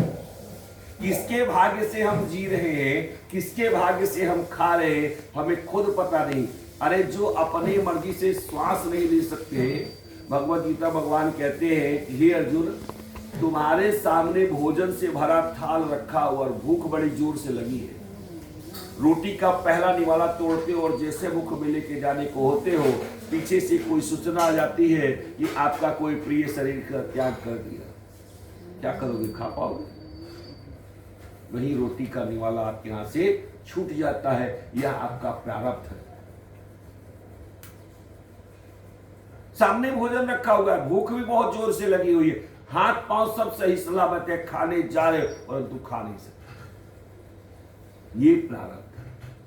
तो जब हम अपनी मर्जी से खा नहीं सकते, अपने मर्जी से सांस नहीं ले सकते, तो हम कैसे कह दें कि हम इस बच्चे को पाल रहे हैं, हम माता पिता को पाल रहे हैं, हम गाय को पाल रहे हैं?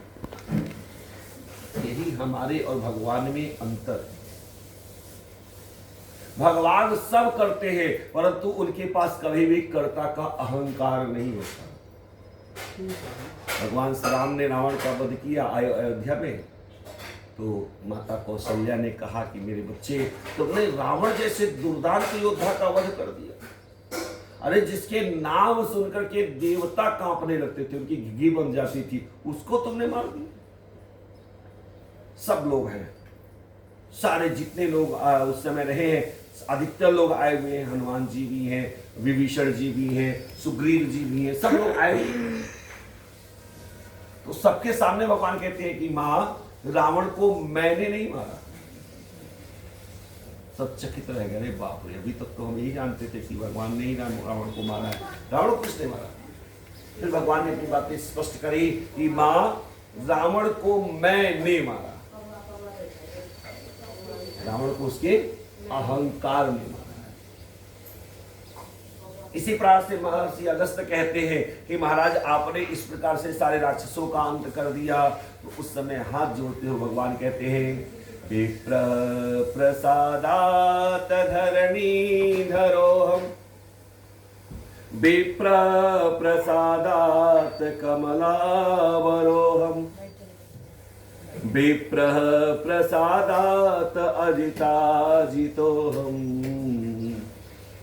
विप्र प्रसादात मम नाम रामः। ये सब ब्राह्मणों के कृपा से मैं कर पा रहा हूं। भगवान ने अहंकार लिया, अपने कर्ता का अहंकार लिया। क्या हम एक रोटी का टुकड़ा गाय को डालने जाते तो कहते हमने दिया। हम हैं कौन? हमारी स्थिति क्या है? यही अहंकार से हमें बचना है। भगवान सब करते हैं, परंतु कभी भी कर्ता का अहंकार अपने ऊपर नहीं। उस समय 1 2 3 4 5 6 बच्चों को मारा कंस। ये जो 6 बच्चे हैं वो खड़गर्भ के नाम से जाने जाते हैं। खड़गर्भ। सुखदेव जी कहते हैं, राजन जानते हो, वास्तव में ये 6 के 6 कंस के ही बच्चे, और कंस अपने बच्चों को मार रहा है, लेकिन उसे लगता है कि मैंने उनको मारा। ऐसे राजा परीक्षित ने पूछा, कैसे मारा? कहा, वास्तव में यह कंस पूर्व जन्म में कालनेमी था और हिरण्यकश्यप के राज्य में रहता था, और ये 6 के 6 बच्चे कालनेमी के ही बच्चे थे। जब हिरण्यकश्यप ने तपस्या ब्रह्मा जी की करके शक्ति को प्राप्त कर लिया, उसके बाद उसने नियम बनाया कि अब आज के बाद मेरे राज्य में कोई तपस्या नहीं करेगा। लेकिन इन 6 बच्चों ने इसकी बात नहीं मानी और ब्रह्मा जी की तपस्या कर। ब्रह्मा जी प्रकट हुए। ब्रह्मा जी ने कहा, क्या चाहिए? इन 6 बच्चों ने कहा, महाराज, हम चाहते हैं कि अगला बार जब भी हमारा जन्म हो मृत्यु लोक में, तो माया स्पर्श न करने पावे और हमारी मृत्यु हो जाए। ब्रह्मा जी ने वरदान दिया।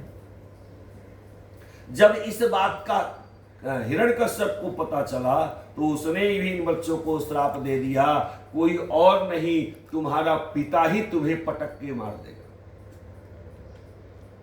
ये सारे के सारे 6 बच्चे कंस के हैं, और वही कंस इन 6 बच्चों को, अपने बच्चों को मार रहा है, लेकिन उसे लगता है मैंने देवकी के बच्चों को मारा। 6 बच्चों को मारा। 7वें रूप में शेषनाग जी पधारे। जब शेषनाग जी पधारे, उस समय शेषनाग जी ने मन में विचार किया कि त्रेता युग में मैं छोटा भाई बना था, तो इतने प्रेम से अपने भाई की सेवा मैं नहीं कर पाता, क्योंकि मैं पैर दबाने लगता और मेरे भैया कहते ये काम करो, जाओ जाके सो जाओ, तो मैं उनकी बात को काटता कैसे, इसलिए मुझे मजबूरन सोने जाना पड़ता। लेकिन अभी मैं बड़ा भाई बन के जाऊंगा तो खूब अच्छे से सेवा करूंगा, वो मुझे रोक नहीं सकते, आदेश नहीं दे सकते। इसलिए सबसे पहले 7वें रूप में शेषनाग जी स्वयं पधारे हैं। और जब शेषनाग जी गर्भ में पधारे, उस समय भगवान ने योग माया को बुलाया। कहा, देवी, आपको एक साथ 3 कार्य कर। पहला, मेरी एक माता देवकी है तो दूसरी माता रोहिणी है। अब किसी माता के 7-7 संतान 8-8 हो जाए, किसी माँ की एक भी संतान ना हो, यह अच्छी बात नहीं है। इसलिए मैं चाहता हूं कि आप माता देवकी के गर्भ को संकर्षित करो। संकर्षित मतलब खींचो, और माता रोहिणी के उदर में स्थापित करो। उनको स्वप्न दो कि यह वास्तव में आपके पति का तेज है, इसलिए इसको नष्ट करने का प्रयत्न न करें। माता देवकी को आप यह बताओ कि आपका जो गर्भ स्रावित हुआ है वास्तव में वह नष्ट नहीं हुआ, वह सुरक्षित है। और तीसरा कार्य करना है, ठीक 1 वर्ष के बाद आपको देवी यशोदा के यहां प्रकट होना। मैं भी आऊंगा, और एक समय ऐसा आएगा जब हमारी और आपकी अदला बदली हो जाएगी, विनिमय हो जाएगा। आप अपने प्राण दे करके मेरी रक्षा करोगे, इसलिए संसार में आपको अनेक नामों से आपकी पूजा होगी। दुर्गा के नाम से पूजा होगी, कीर्ति के नाम से पूजा होगी, विंध्यवासिनी के नाम से पूजा होगी, अष्टभुजी के नाम से पूजा होगी। आपको ये कार्य करना है। माता आई और उन्होंने गर्भ का संकर्षण किया, 7वें महीने में गर्भ का संकर्षण किया, और वह तेज सीधे देवी रोहिणी के गर्भ में स्थापित कर दिया है। सुबह हुई, कंस के पास सूचना पहुंची कि महाराज जो गर्भ प्रकट होने वाला था वो गर्भ ही श्रावित हो गया। कंस जोर से ठहाका लगा के हंसता है कि आज तक मैंने सुना था कि मेरे डर से देवता कांपते हैं, ऋषि कांपते हैं, मनुष्य कांपते हैं। आज मैंने जाना कि मेरे डर से गर्भगत शिशु भी कांपती है और श्रावित हो जाते। चलो अच्छा, मुझे मारना भी नहीं पड़ा। धीरे धीरे समय व्यतीत होता है, और जब 8वें गर्भ का समय आया तो उस समय माता देवकी को ऐसा लगता है कि मेरे पास गर्भ है, परंतु भगवान गर्भ में आए नहीं है, क्योंकि भगवान का जन्म नहीं होता, भगवान प्रकट होते हैं। तो जब गोलोक से चलने लगे तो सबसे पहले अब वो विदा कर रहे हैं। बुलाए सारे गायों को, कहा कि देवी हो, अब मैं जा रहा हूं गोलोक से धरती पर। गायों ने कहा महाराज हम तो बिना आपके मुख दिए जी नहीं पाते, हम चाहते कि हम भी आपके साथ चलें। भगवान ने कहा चल, कुछ रहना गोकुल में, कुछ रहना वृंदावन में, जैसे जैसे मैं गोचारण करूंगा मेरी लीला में सहभागी बन जाऊंगा। वृक्ष आए, वृक्षों को भेजा, अनेक प्रकार के वृक्षों के रूप में भेजा। गोपियां आई, गोपियों को भेजा। ग्वाल बाला आए, ग्वाल बालों को भेजा। सबको भेज दिया धरती पर पहले से। अंत में आती हैं बूढ़ी स्त्रियां। ये भाव है सब, क्योंकि हमने पहले कहा है कि कथा में बूढ़े जवान छोटे बड़े इन सब का भेद नहीं होता, परंतु ये किसी संत के भाव है और उसका बड़ा सुंदर सा अर्थ है, इसलिए मैं आपको कह रहा हूँ। बूढ़ी स्त्रियां आई तो वो आई, उन्होंने कहा कि प्रभु हम भी आपकी लीला में सहभागी बनना चाहती हैं, बिना आपके दर्शन के हम भी नहीं रह पाएंगे। तो भगवान ने कहा कि नहीं, आप कहाँ जाओगे, क्योंकि घर के सारे लोग चले जाते हैं, लेकिन जो घर की जिम्मेदार है उनको तो रहना ही पड़ेगा, है ना। सबको मौका मिल जाएगा, हम ये करने जा रहे हैं, हम वो करने जा रहे हैं, हम वो करने जा रहे हैं, लेकिन जो घर की माँ है वो कहाँ जाएंगी, सब छोड़ के भाग जाएंगे। तो कौन है, नदियाँ हैं, हम सब क्या हैं, नदियाँ हैं, कहीं जा सकते हैं, लेकिन आप सब समुद्र हो, आप कहाँ जाओगे, है कि नहीं है। नदियां कहीं भी जा सकती हैं, समुद्र कहीं नहीं जाएगा, समुद्र तो अपनी जगह स्थिर रहेगा। तो भगवान ने कहा नहीं, आपको जाने की जरूरत नहीं है, आप यहीं रहो, गोलोक की सेवा करना। तो सारी माताओं ने मन में विचार किया कि ये चले जाएंगे और हम लोग लीला में सहभागी नहीं बनेंगे, क्या करें। तो ऐसा संत लोग कहते हैं कि सारी की सारी वृद्ध माताएं रस्सी का रूप धारण करती हैं, और एक समय ऐसा है कि रस्सी की ही वर्षा हुई। मन में विचार किया कि एक लीला भगवान की ऐसी होगी जिसमें इनको बांधा जाएगा और रस्सियों की आवश्यकता पड़ेगी, तो हम लोग भी इनके शरीर का स्पर्श पा जाएंगी, इसलिए रस्सियों का रूप धारण किया। प्रेम से श्री कृष्ण चंद्र भगवान की जय। भगवान निश्चित समय पर भाद्रपद कृष्ण पक्ष अष्टमी तिथि अभिजीत मुहूर्त ठीक 12 बजे रात्रि को कारागार में एकाएक प्रकाश होता है। अच्छा, जब 8वां गर्भ आने वाला है तो कंस ने और पहरे कड़े कर दिए, बहुत कड़े पहरे कर दिए। कुछ सांस भी नहीं ले सकता था उसकी मर्जी के बिना, इतने कड़े पहरे कर दिए। लेकिन परमात्मा की लीला, जिस समय चारों तरफ गहन अंधकार है, उस समय अचानक अपने आप वहां कारागार में सारे के सारे देवता प्रकट हुए और भगवान की गर्भगत बड़ी सुंदर स्तुति करी है। सत्यम व्रतम सत्य परम त्रिसत्यम सत्यस्य योनि निहितं च सत्ये सत्यस्य सत्यमृत सत्यनेत्रम् सत्यात्मकं त्वं शरणं प्रपन्नम्। हे प्रभु, आप सत्य स्वरूप हैं। आपको सत्य के द्वारा ही पाया जा सकता है। अगर भगवान की पूजा करनी है ना, तो बहुत सारा करने की जरूरत नहीं, केवल सत्य का व्रत करना शुरू करें। ये सबसे कठिन है। एक बात याद रखिएगा, फूल, अक्षत, बेलपत्र, दुर्वा, रुपया, पैसा, सोना, चांदी, हीरा जवाहरात, इससे पूजा करना बड़ा आसान है, लेकिन सबसे कठिन है सत्य का व्रत करना। और भगवान अगर किसी को मिलते हैं तो केवल और केवल सत्य के व्रत से मिलते हैं और कोई दूसरा रास्ता। दूसरा कहा महाराज, आप सत्य से परे नहीं है, सत्य के साथ ही आप है, क्योंकि जीवन के केवल 3 ही सत्य हैं। और इसी तरह से कहा महाराज, आपका योनि स्वरूप वह भी सत्य है और आप सत्य में ही निहित है, सत्य के अलावा कुछ नहीं। प्रभु, सत्य ही अमृत है, सत्य ही आपका नेत्र है, सत्य ही आपकी आत्मा है और आप स्वयं सत्य देव स्वरूप हो। इसलिए बार बार हम आपकी सत्य देव स्वरूप को बार बार प्रणाम करते हैं।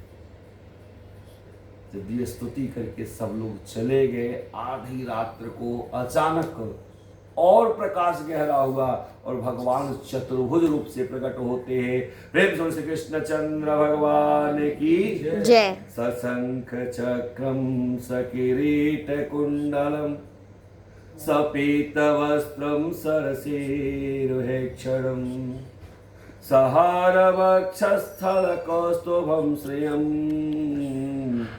नमामि विष्णुं शीर्षां चतुर्भुजं नमामि विष्णुं शीर्षां चतुर्भुजं। जो चतुर्भुज रूप में भगवान प्रकट हुए तो वसुदेव जी को अपनी आंखों पर सहज ही विश्वास नहीं हो रहा है। तो क्या मेरे इतने अच्छे कर्तव्य है कि आप प्रकट हो गए? मैं तो स्वप्न में भी नहीं सोच सकता था कि आप मुझे मिलेंगे, क्योंकि जहां तक मैं जानता हूं, विदितो असि भवान साक्षात पुरुषः प्रकृति परः केवल अनुभव आनंद स्वरूप सर्वबोधि दृक्। हे प्रभु, आप कैसे जाने जा सकते हो? जब आप जनाना चाहो तभी कोई जान पाएगा, जब तक भगवान नहीं चाहेंगे उनको कोई जान नहीं सकता। और कैसे जाना जा सकता है? कहा अनुभव आनंद से। आप यहां पे बैठे हो, आपको हम पूछें कि आप कथा सुन रहे हो, कथा से क्या मिल रहा है, कैसा महसूस हो रहा है, क्या बताएंगे? कैसा लग रहा है? अभी हम आपसे पूछते हैं कि आप कथा सुन रहे हैं, कथा में कैसा लग रहा है? क्या बोलेंगे? अच्छा लग रहा है। क्या अच्छा लग रहा है? भगवान श्री कृष्ण से जुड़ रहे, जुड़ गए, सुन रहे। बहुत अच्छी बात है। कहने का मतलब यह है कि ये जो आप जुड़ गए हैं या आपको अच्छा लग रहा है, ये किसी ने आके बताया कि आपने अनुभव किया? अनुभव किया। इसीलिए वसुदेव जी बार बार कह रहे हैं कि आपको केवल अनुभव आनंद के द्वारा प्राप्त किया जा सकता है। आप किसी को जाके वहां बोलो ना कि आप भागवत कथा सुनोगे तो आपको बड़ा आनंद आएगा, आप भगवान श्री कृष्ण से जुड़ जाओगे, तो हो सकता है कुछ देर आपकी बातों को सुन के आ जावे, परंतु वास्तविक आनंद उनको तब आएगा जब वह स्वयं आएंगे, बैठेंगे और कथा में मन से जुड़े, है कि नहीं? आप टेलीविजन पे बहुत सारी कथाएं सुनते हैं, बहुत सारा आपने सुना होगा। आप कल्पना करिए, विचार करिए, जो आनंद अभी हमें प्राप्त हो रहा है, क्या वह आनंद आपको टेलीविजन में कथा सुन के होता है? इसका कारण ये जो हो रहा है ना, आपके अंदर जो परमात्मा का स्वरूप है उसको मैं देख रहा हूं, और मेरे अंदर जो परमात्मा का स्वरूप है उसे आप देख रहे हैं, तो हम दोनों अनुभव आनंद के रूप में भगवान को प्राप्त कर रहे हैं। समझ रहे? ये सीधा सीधा संवाद है, इसमें कहीं कोई वो नहीं है। अब इसी को हम, ये कथा जो है इसको हम अगर टेलीविजन पे डाल देते हैं, यूट्यूब पे डालते हैं, ठीक है, आप देख के सुन सकते हैं, परंतु वो आनंद नहीं मिल पाएगा जो आज मिलेगा, ये अनुभव आनंद। इसकी प्राप्ति तभी होती है जब आप इस सागर में गोता लगाते हैं। वसुदेव जी कहते हैं, प्रभु आप तो आनंद से प्राप्त होने वाले हैं, और कोई कैसे आप मुझे मिल गए, आश्चर्य है। प्रभु वास्तव में मैं बहुत डरी हुई हूं, मैंने तो सोचा ही नहीं था कभी कि इस प्रकार से आपको देख करके मेरे जीवन का जो अवसाद है, जो दुख है, वो खत्म होगा। डरी हुई हूं प्रभु, क्या करूं, कैसे, कौन सा ऐसा पुण्य आ गया जिसके कारण आपने दर्शन दे दिया। भगवान कहते नहीं जानते हैं, पूर्व काल में आप लोग कृष्ण और सुतपा नाम के यक्ष थे, गंधर्व थे, और आप लोगों ने पुत्र भाव से मेरी बड़ी आराधना करी। तो जब मैं प्रकट हुआ, मैंने आपसे कहा कि क्या चाहिए, तो आप लोगों ने कहा कि हमारी इच्छा है कि आप पुत्र के रूप में हमारे जीवन में आओ, और आपकी उसी इच्छा का आदर करते हुए आज पुत्र के रूप में मैं आऊं। लेकिन अब आपको मेरी रक्षा करनी पड़ेगी। धर्मो रक्षति रक्षिता।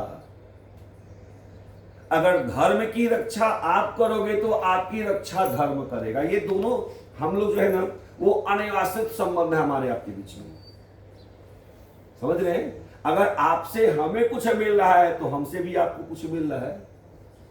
इसमें केवल एक पक्ष के आनंद से काम चलने वाला नहीं है, दोनों हम लोग जुड़े हुए हैं। इससे पहले जब पहली बार हम लोग मिले होंगे, वो प्रेम और अब के प्रेम में बहुत अंतर है, आप खुद महसूस कर रहे हैं इस चीज को।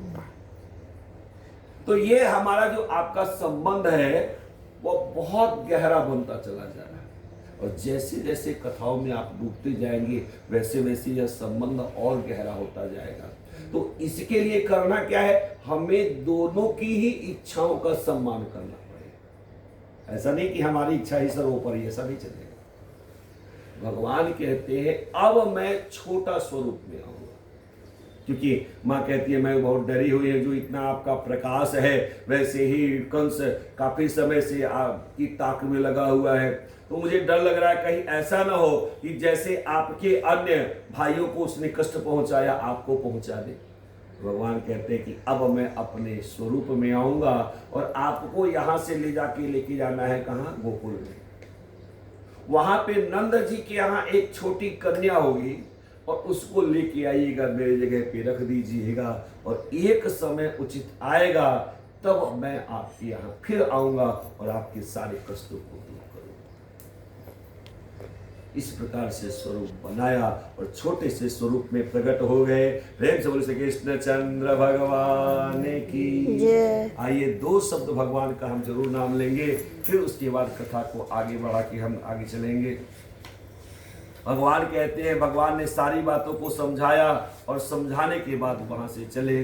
भय प्रगटे कृपाला दीन दयाला, यशोमति के हितकारी। भय प्रकट भयाला दीन दयाला, यशोदा मेरे दुख हारी।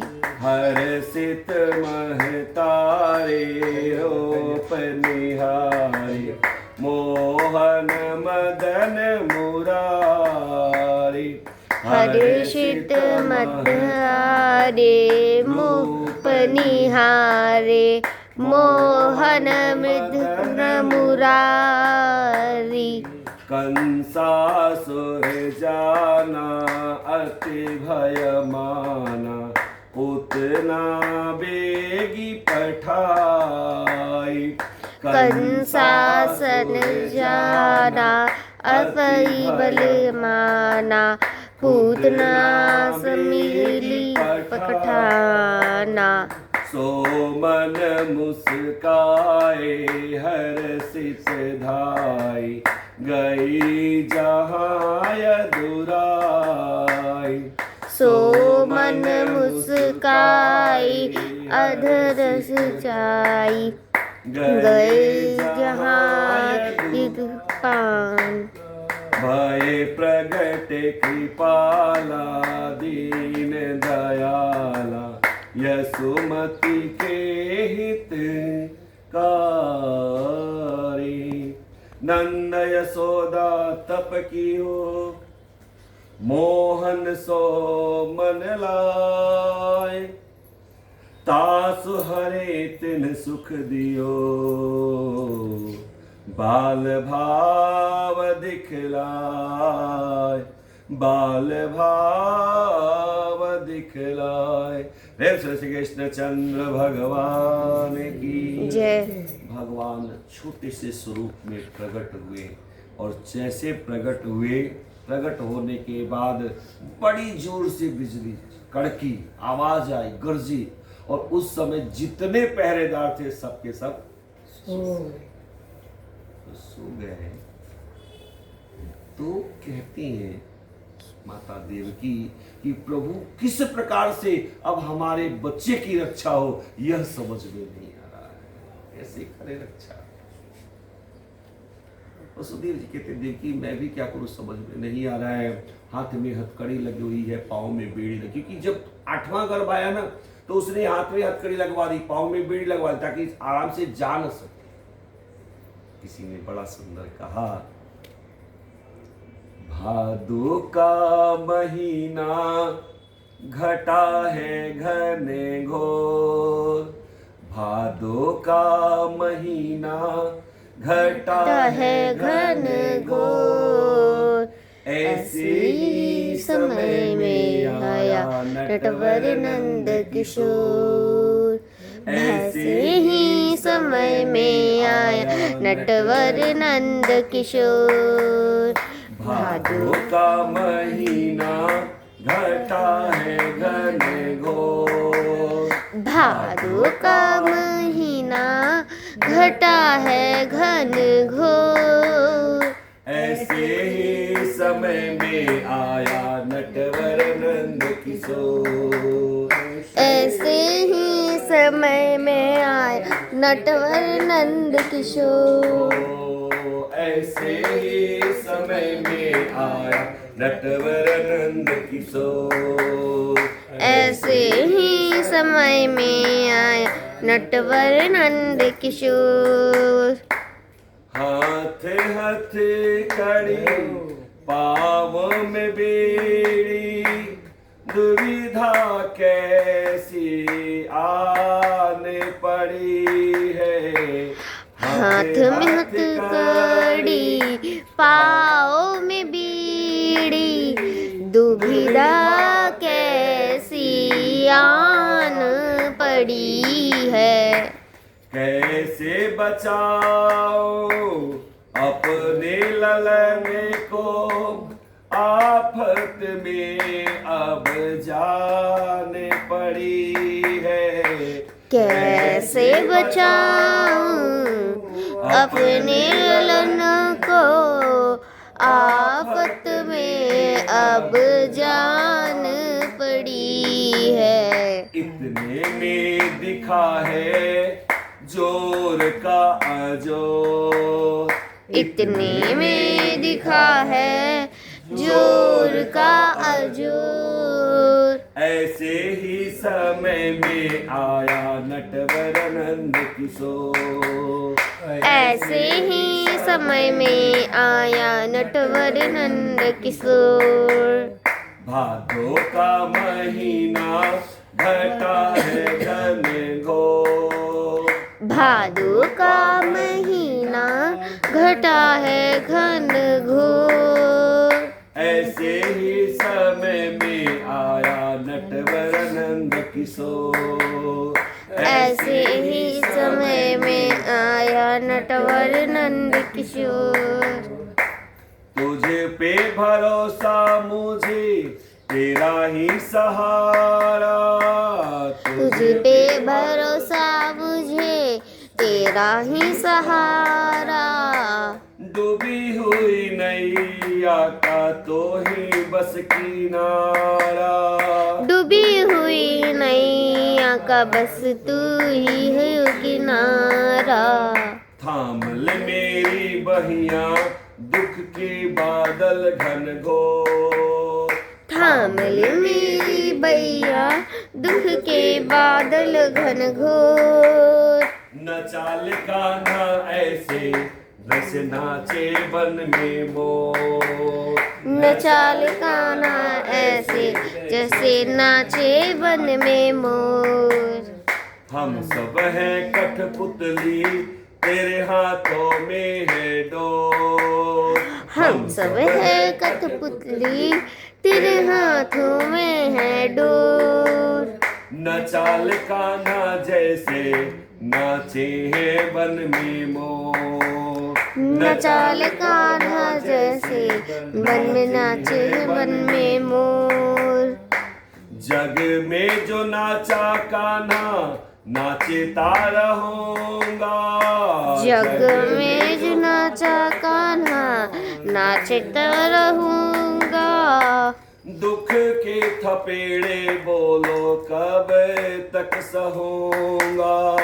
दुख के थपेड़े बोलो कब तक सहूंगा। और सहा न जाए अब पकड़ो किसका छोर। और सहा ना जाए अब पकड़ो किसका छोर। न चाल कान्हा जैसे नाचे है वन में मोर। न चाल कान्हा जैसे नाचे है वन में मोर। सब भक्तों ने तेरे लगाई। सब भक्तों ने तेरी तेरे लगाई। हर पल कान्हा तेरी महिमा है गाई। हर पल कान्हा तेरी महिमा है गाई। हमको शरण में रख लो मेरा तुम बिन कोई न और। हमको शरण में रख लो तेरा तुम बिन कोई ना और। न चाल कान्हा जैसे नाचे है वन में मोर। न चाले कान्हा जैसे नाचे है वन में मोर। प्रेम सुनो श्री कृष्ण चंद्र भगवान की जय। अब जैसे ही भगवान को हाथों में देवकी जी ने दिया, ऐसे ठाके देती है, जैसे दिया वैसे ही एक बार और बिजली कौंधी, बादल गरजे और अपने आप हाथ की हथकड़ी और पांव की बेड़ी। किसी ने पूछा क्यों खुल गई महाराज? कहा वास्तव में वसुदेव जी जीव का प्रतिनिधित्व करते हैं, समझ रहे? और जैसे जीव के पास परम ब्रह्म, भगवान कौन है? परम ब्रह्म है। परम ब्रह्म की सत्ता आती है, जीव के जो माया रूपी बंधन है वो अपने आप खुल जाते हैं। ये कब तक है? जब तक परमात्मा हमारे पास नहीं आए। दूसरे शब्दों में, जब तक परमात्मा की भक्ति नहीं आई। एक बार आ गई तो माया के बंधन से मुक्त हो गए। याद रखिएगा, हम सब जो यहाँ बैठे हुए सबके पास कुछ न कुछ काम है ना? और वो काम जीवन जब तक रहेगा तब तक रहेगा। लेकिन जैसे हमारे मन में यह प्रेम आया कि नहीं हमें कथा सुननी है, कथा में जाना है, भगवान की भक्ति जगी, वैसे अपने आप हमने काम को किनारे कर दिया। क्या है? माया के बंधन से छूट गया। और जब तक आप कथा सुनेंगे, और चूंकि मन से जुड़ गए हैं इसलिए अपने आप आपका वह बंधन हटता चला जाएगा। फिर कथा से हम बाहर हो गए, फिर वो बंधन आके जुड़ जाएगा।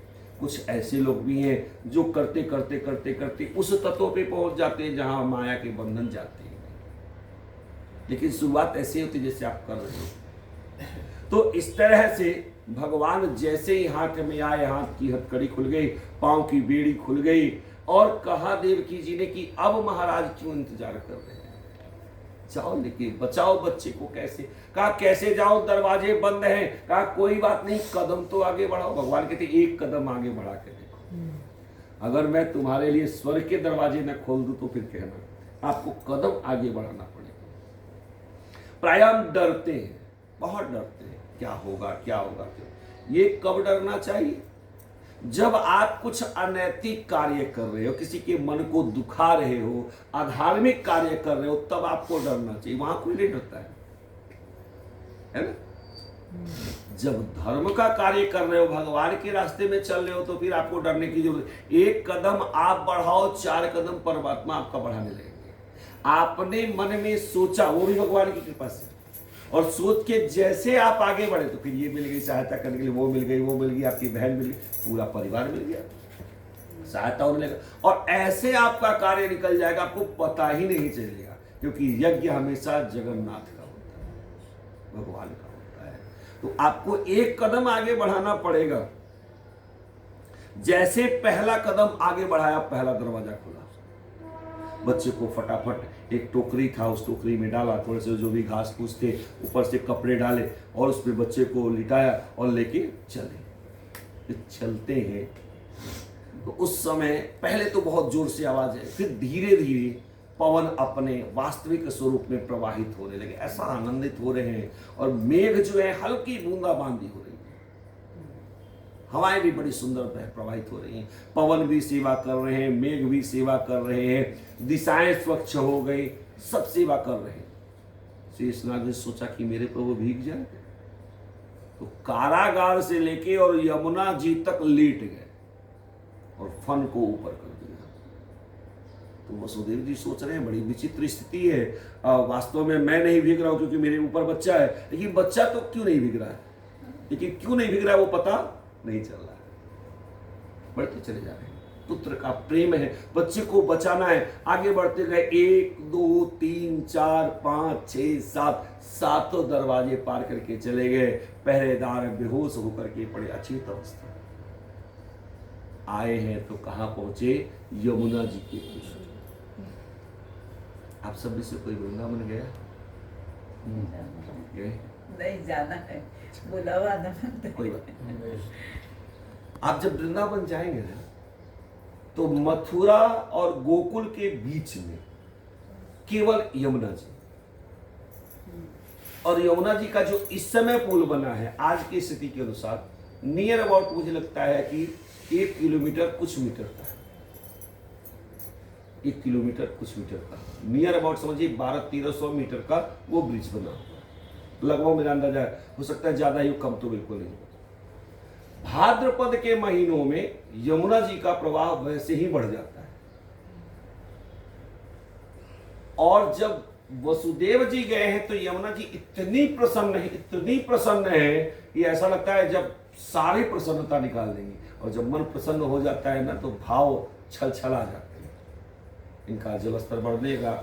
सोचने लगी आज मेरे प्रभु आए हैं, जिसका मैंने जब से अस्तित्व में यमुना जी आई तब से भगवान को पति रूप में पाने के लिए तपस्या कर रही है। आज मेरे प्रियतम आए हैं, आज तो मैं उनको पाके रहूं। वसुदेव जी के मन में भय हो गया कि हमेशा हम पार करते, अच्छा उस समय पार करके जाते थे, 12 बजे रात्रि को कौन सा नाव मिलेगा, पुल का तो नामो निशान नहीं है, पार करके लोग आते आते हो, तभी तो जा रहे हैं। तो वसुदेव जी सोचते हैं हमेशा तो पार करके मैं चला जाता हूं, आज क्या स्थिति है, इतना जलस्तर बढ़ा क्यों है, कैसे बढ़ा है? फिर भी बच्चे को बचाना है तो पांव बढ़ाए। अब जैसे जैसे वसुदेव जी आगे बढ़ते हैं वैसे वैसे जलस्तर और ऊपर होते जा रहा है। एक स्थिति ऐसी आई कि नाक तक पानी आ गया। वसुदेव जी सोचते हैं ना ही मैं बचूंगा और ना ही मेरा लाल बचेगा। तो वो समाप्त हो जाएंगे। भगवान समझ गए बाबा घबरा रहे हैं, तो भगवान और यमुना जी में आध्यात्मिक वार्ता होती। भगवान कहते देवी क्या कर रहे हो? आपके इस स्वरूप को देख करके मेरे पिताजी डर रहे हैं, आप विचार तो करो। यमुना जी कहती है प्रभु क्या करूं, मेरे जो भावनाएं वो रुक नहीं रही है। मैंने जिसको पाने के लिए इतनी तपस्या करी है वो मेरे सामने आए हुए हैं, कैसे मैं अपने आप को रोकूं, समझ नहीं पा रही हूं। आज तो लगता है कि बस मैं अपने स्वरूप को भूल जाऊं और आपको अपने में समेट लूं, ताकि हमारे और आपके बीच में कोई अंतर न रह जाए। भगवान ने कहा नहीं देवी, अभी समय नहीं आया है, अभी कुछ भी प्रतीक्षा करो। अगर अच्छी चीज पानी है तो प्रतीक्षा करनी पड़ेगी, प्रतीक्षा करो। यमुना जी ने कहा प्रभु तो क्या आज वैसे ही सूखे सूखे चले जाएंगे, कुछ भी दर्शन का सौभाग्य नहीं मिलेगा? भगवान ने कहा अगर बहुत चाहिए तो एक काम करो, मेरे चरण रज ले लो आज। ये आध्यात्मिक वार्ता है। हमने देखा कि भगवान ने चरण लटकाया, लेकिन क्यों लटकाया इसके पीछे ये सारी कथा है। जैसे चरण लटकाया है, यमुना जी ने यमुना जी का जल चरण को स्पर्श करता और सीधे स्पर्श। वसुदेव जी पार किए, यमुना जी को गए, मन में विचार कर रहे कैसे नंद जी को बुलाऊंगा, क्या कहूंगा मैं नंद जी से। कौन ऐसे माता पिता होंगे जो अपने बच्चे को मुझे सौंप देंगे, यह सोच के सौंप देंगे कि वो बच्ची मारी जाने वाली बच्ची ही, कोई सौंप देगा, आप सौंप दोगे?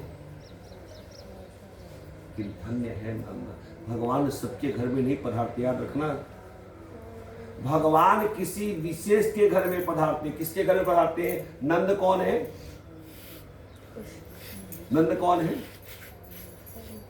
जो सबको आनंदित करते हैं वो नंद है।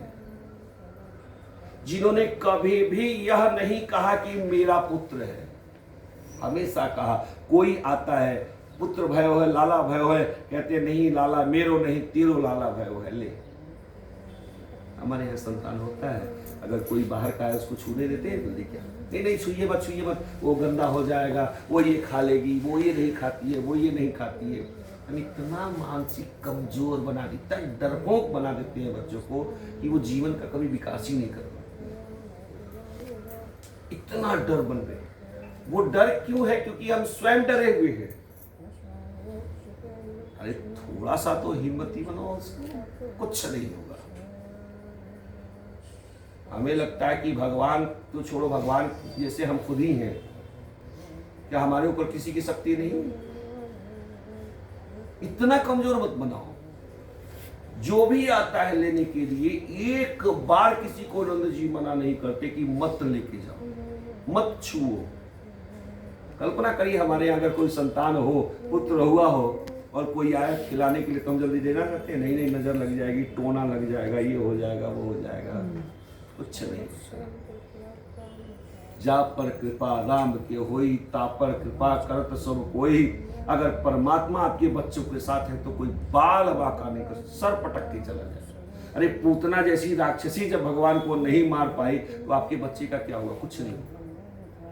लेकिन आप खुद, एक तो डॉक्टर साहब लोग इतने महान हैं कि जानबूझ के बच्चों को ऐसा बांध देते हैं, ऐसा बांध देते हैं, ना ही वो अपने मर्जी से हाथ हिला पाता है ना पांव हिला पाता है। आपको आश्चर्य होगा जान के, गांव में आज भी, आज की बात करो, आज भी बच्चे हाथ भी चलाते हैं, पांव भी चलाते हैं, गिर जाते हैं, चलते चलते गिर जाते हैं। कोई बात नहीं, माँ ने उठा दिया, ठीक है। कभी उठाती भी नहीं, गिरेगा तभी चलना सीखेगा। उठाती नहीं, मानसिक रूप से मजबूत बनाइए। आपके शरीर में ही स्वयं रोगों से लड़ने की क्षमता होनी चाहिए है, लेकिन आप इतने मानसिक रूप से कमजोर बना देते हैं बच्चों को कि वो क्षमता अपने आप खत्म हो जाती है। आप थोड़ा सा आगे देखते हैं, बाप रे कुछ हो जाएगा, डर जाते हो, तो आपका बच्चा नहीं डरेगा। हमारे घर में एक छोटी सी छिपकली निकल जाए तो सब लोगों को पसीना आने लगता है, क्यों? क्या हो जाए, क्या मिलेगी? एक छोटा सा पतंगा देखते नहीं, बाप रे लगता है इसे कोई ब्रह्मास्त्र गिर गया ऊपर से। आपको आश्चर्य होगा, हम लोग जब जाते थे ना, वैसे बगल से नाग भी उतर निकल जाते थे। थोड़ी देर के लिए हम चौक जाते थे जरूर, लेकिन वो अपने रास्ते चले गया। वो रास्ते कई बार ऐसा होता कि नहीं करना चाहिए, लेकिन मार भी देना पड़ता। तो हमारी माँ ने हमें वीर बनाया है, अब किसी परिस्थिति से लड़ सकते हैं। आप जानबूझ के अपने बच्चों को इतने कमजोर बना देते हो, इतने कमजोर बना देते हो कि वो गिरगिट को, छिपकली को देख के डर जाते। सोचिए हम कहाँ। ये है बच्चों का भविष्य। तो नंद जी के यहाँ भगवान पधारते हैं, जिन हम सबको आनंदित करते रहते हैं। और यशोदा कौन है? यशोदा, जो दूसरे को यश देती है। कभी नहीं कहा कि मेरे कारण भला हुआ। मैं फिर कहता हूं, जब हरिवंश पुराण की कथा कभी सुनेंगे तो आपको मिलेगा वो चीज कि जब नंद यशोदा जी के यहाँ कोई संतान नहीं है, पूरा गांव मिल करके उनके लिए व्रत करता है। उस समय सांडिल्य मुनि है उनके कुलगुरु, तो उनसे पूछा लोगों ने, और वो है इनकी पत्नी, तो उनसे पूछा किसी ने कि इनके यहाँ संतान नहीं हुए, जीवन का चौथा प्रहार कैसे होगा। तो सांडिल्य मुनि से उन्होंने पूछा, पूर्णमासी ने, पूर्णमासी उनकी पत्नी है, तो पूर्णमासी ने पूछा कि कैसे इनके यहाँ संतान होगा। तो अगर पूरा गांव भर मिलके एकादशी का व्रत करे और वह व्रत का पुण्य इनको दे तो निश्चित रूप से संतान होगी। कहा सत्य, कहा बिल्कुल सत्य है। आप विश्वास करें, बलराम जी 1 साल पहले के हैं, पढ़े हैं, उन्होंने एकादशी के दिन 1 साल तक दूध नहीं पिया। जब भी एकादशी आवे दूध बंद कर दें, तो माता रोहिणी को चिंता हो जाए, यशोदा जी को चिंता हो जाए, क्या बात है बच्चा दूध नहीं पी रहा है, भूखों बढ़ जाए। तो बात पूर्णमासी तक गई। पूर्णमासी ने सांडिल्य मुनि से कहा, सांडिल्य मुनि कहता ऐसा कुछ नहीं है, वो बच्चा भी एकादशी का व्रत कर रहा है ताकि आपके घर में संतान हो जाए। और याद रखो, बच्चों की प्रार्थना में बड़ी शक्ति है। तो पूरा गांव जिसके लिए संतान प्राप्ति के लिए प्रार्थना कर रहा है, वो सोचिए साधारण स्त्री है क्या? आपके लिए पूरा परिवार, पूरा गांव अगर प्रार्थना कर रहा है तो इसका मतलब है कि आपने सबको अच्छा मान रखा है, सम्मान रखा है। जो जिस तरह के सबके सुख दुख में खड़े हुए, तब आपके लिए इतना गांव भर कर रहा है। और ऊपर से एकादशी, आपसे मैं कहूं कि आप अपना एक एकादशी का व्रत मुझे दे दो, दोगे?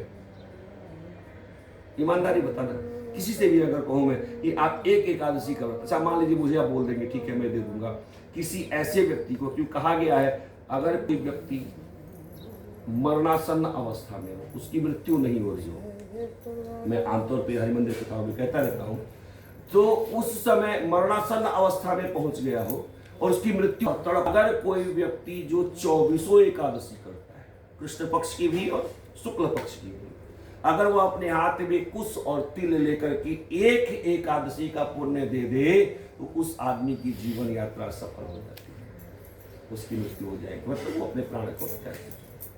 अब ऐसे समय में किसी को बोला जाए आप अपने एक एकादशी का पुण्य दोगे? अभी आपने कथा सुनी तो कहते हैं कि हाँ दे देंगे, परंतु जब ऐसी स्थिति अगर नहीं सुना होता, वह आता, उस समय कहा जाता, तो शायद आपको 100 बार सोचना पड़ता। भैया पाप तो भले हम दे दे, किसी को पुण्य कौन देने जाएगा? ये हमारी सोच होती है, हम पुण्य देना नहीं चाहते। अगर पुण्य देना चाहते हैं, आप कह रहे हो हाँ, दर्शन करने जाते हैं, दर्शन करने मंदिर में गए हुए, दुनिया भर की लंबी लाइन है, कितनी बार आपने कहा अच्छा ठीक है आप दर्शन कर लो, मैं नहीं करूंगी तो भी चलेगा। मान लो आप अच्छे हो, आप कह सकते हो। कितने ऐसे लोग हैं जो कहते हैं अच्छा ठीक है आप ही दर्शन कर लो, मैं नहीं करूंगी। अगर सबने कहना शुरू कर दिया तब दर्शन के लिए लाइन लगेगी? सबको दर्शन मिल जाएगा और इतनी आसानी से मिल जाएगा, पूछिए मत। लाल बाग की राजा की वो भीड़ लगी रहती है, कितने लोग उसी में तड़प तड़प के रह जाते हैं। अगर सब यही कहना शुरू कर दे से ठीक है आपने दर्शन कर लिया ना, हमने आपके दर्शन कर लिए, समझ लो मैंने लाल बाग के दर्शन कर लिए, तो सोचो, कल्पना करो कि क्या कोई दर्शन से वंचित रहेगा? लेकिन वहां पर हमारी सोच यह है कि आपको पुण्य मिले या न मिले, हमें पुण्य पहले मिलना चाहिए। इसीलिए वीआईपी लाइन लगता है, वीवीआईपी लाइन लगता है, और पता नहीं कौन कौन सा लाइन, मैं तो कभी गया ही नहीं, खाली सुनता हूँ। ऐसी ही स्थिति है। आप मुझसे ज्यादा समझदार है, ज्यादा अनुभव होगा, आप ज्यादा पता जरूरत नहीं। तो इस तरह से नंद जी रात को जाग रहे हैं और वसुदेव जी महाराज सोच रहे, विचार कर रहे कैसे मैं कहूंगा। वहां गए तो नंद जी दरवाजे पे टहलते हुए मिले। यशोदा जी ने संतान को जन्म दिया, ये उनको पता है संतान जन्म है, लेकिन कौन सी संतान है ये पता नहीं, क्योंकि योग माया ने उनको अचेत कर दिया है। वसुदेव जी कुछ बोलना चाहते हैं, तब तक नंद जी ने हाथ की इशारे से कहा महाराज बोलो मत, बोलने का समय नहीं है, जो करने आए हो वो करो, लाओ संतान को दो। भगवान को ले लिया और ले जाकर के यशोदा जी के दूसरे बगल में लिटा दिया और एक तरफ जो लड़की हुई है उसको उठाया और उठा के लेके गए। धन्य है, उनको नहीं पता इस लड़की का क्या होगा, लेकिन फिर भी दूसरे की पुत्र की रक्षा करने के लिए नंद जी ने अपनी पुत्री का त्याग कर दिया। लेके आए वसुदेव जी, जैसे जैसे कारागार में प्रवेश करते जाते हैं एक एक दरवाजा अपने आप बंद होता जाता है। अपने जगह पे पहुंचे, फिर से हाथ में हथकड़ी लग गई और पांव में बेड़ी लग गई। क्यों? भगवान ब्रह्म स्वरूप हैं, जब वह आते हैं जीवन में तो बंधन खुल जाते हैं, और लड़की माया स्वरूपा है, तो जब माया जीवन में आता है तो एक एक करके बंधन लग जाते हैं, इसलिए दरवाजे बंद हो गए। लड़की ने जोर से रोदन किया, सारे पहरेदार जग गए। कंस के पास खबर पहुंची और कंस दौड़ते हुए वहां से, सो तो रहा नहीं था, जाग ही रहा था, अर्ध चेतन अवस्था, जैसे सूचना मिली नंगा तलवार लेकर दौड़ते हुए आया। और आने के बाद जैसे ही देवकी ने कंस को देखा, रोने लगी, कहा अरे मेरे भाई, तुमने मेरे सामने एक नहीं 6 बच्चों को मारा है। कैसे मारा है? सामने पत्थर पे पटकते मारा है। कल्पना करो, सोचो जरा, विचार करिए कि आप अगर कंस वहीं पे मार देता तो शायद माता को उतना दुख नहीं होता, लेकिन कंस सामने मार रहा है। 6 बच्चे तुमने मार डाले, 7वीं छोटी सी कन्या है, देखो तो मरी हुई सी है। कंस कहता जब मरी हुई सी है तो क्यों बचा रही है, दे दे। कहा अरे ये तो पेट पोछ ली, इसको तो रहने दो। कहा नहीं, हो सकता है यह विवाह करके आवे, जो आवे वो हमें मार दे। कन्या के पांव पकड़े हैं और पकड़ने की बाद घुमाया, और जैसे ही पत्थर पे पटकना चाहता है, कन्या हाथ से छटकी और सामने अष्टभुजी रूप में प्रकट हुई। प्रेम से विंध्यवासिनी माते की जय। मां ने कहा कि मया हतया मंद जातः खलु तवांत कृत यत्र कवा पूर्व शत्रुर्मा हिंसे कृपणन वृथा। अरे दुष्ट, मुझे मारने से क्या होगा? अपने जीवन की चाह में तुमने कितने बच्चों को मार दिए, लेकिन याद रख, तुझे मारने वाला तो जन्म ले चुका है। जैसे ही कहा कह के मानतर ज्ञान हो गई। फटाफट कंस ने पांव की बेड़ियों को कटवाया, हाथ की हथकड़ियों को खुलवाया और देवकी जी के पैरों में गिर पड़ा। हे बहन, देखो तो सही, अहो भगिन्यो भाम मायावावत पाप्यमना पुरुषाद इव पत्यम बहवो हिंसिता सुतो। हे बहन, मैंने तुम्हारे बहुत सारे बच्चों को मारा, लेकिन देखो मेरा पाप मेरे सामने आ गया और मुझे मारने के लिए काल आ ही गया। बहुत रोकने का प्रयत्न किया, रुका। यह समझ लो, मैंने तुम्हारे बच्चों को नहीं मारा, काल ने तुम्हारे बच्चों को मारा। देवकी कहती है हाँ भाई मैं जानती हूं, काल ने ही बच्चों, तुम तो केवल निमित्त मात्र थे, मैं तुम्हें दोषी नहीं मानती। हो सकता है मेरा ही कोई पूर्व जन्म का पाप हो जिसके कारण तुमने मेरे बच्चे को मारा है। याद रखिएगा, ये वास्तव में माता देवकी के पूर्व जन्म का पाप ही था। पूर्व जन्म में माता देवकी अदिति थी और उनकी बहन थी दिति।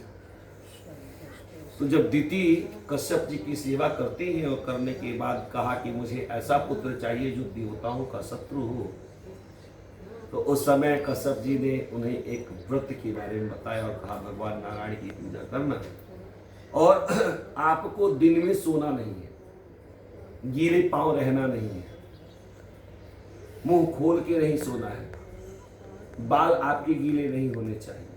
इस तरह से नियम बताया।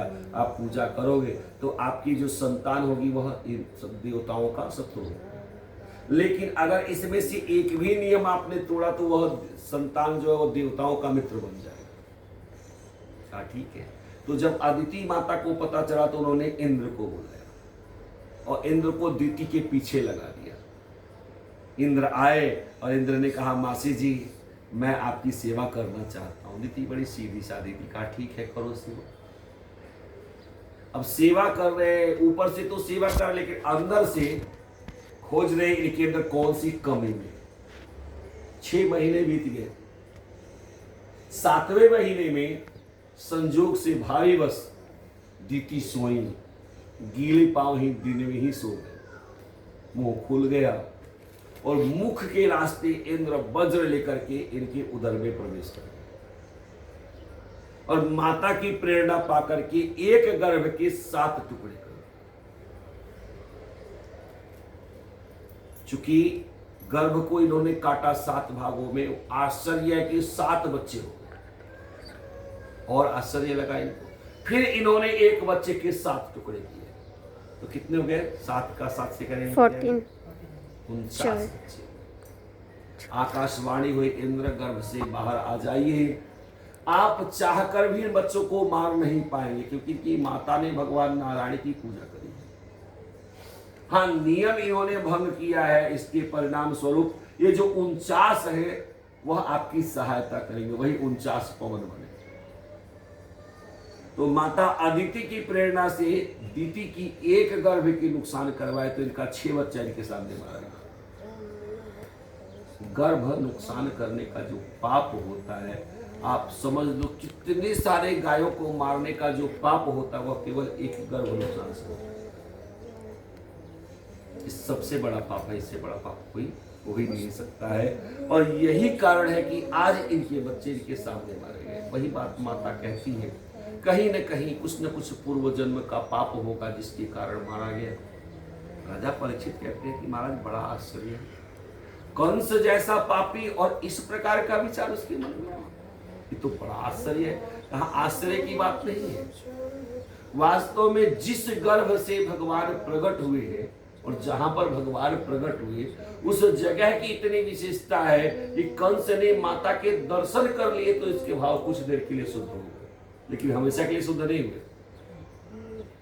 जब इन्होंने क्षमा कर दिया, कंस वहां से चला, मुक्त नहीं किया, केवल कुछ दिनों के लिए हाथ पांव की जो हथकड़ी और बेड़ियां कटवा दी, मुक्त नहीं किया, कारागार में ही छोड़ा।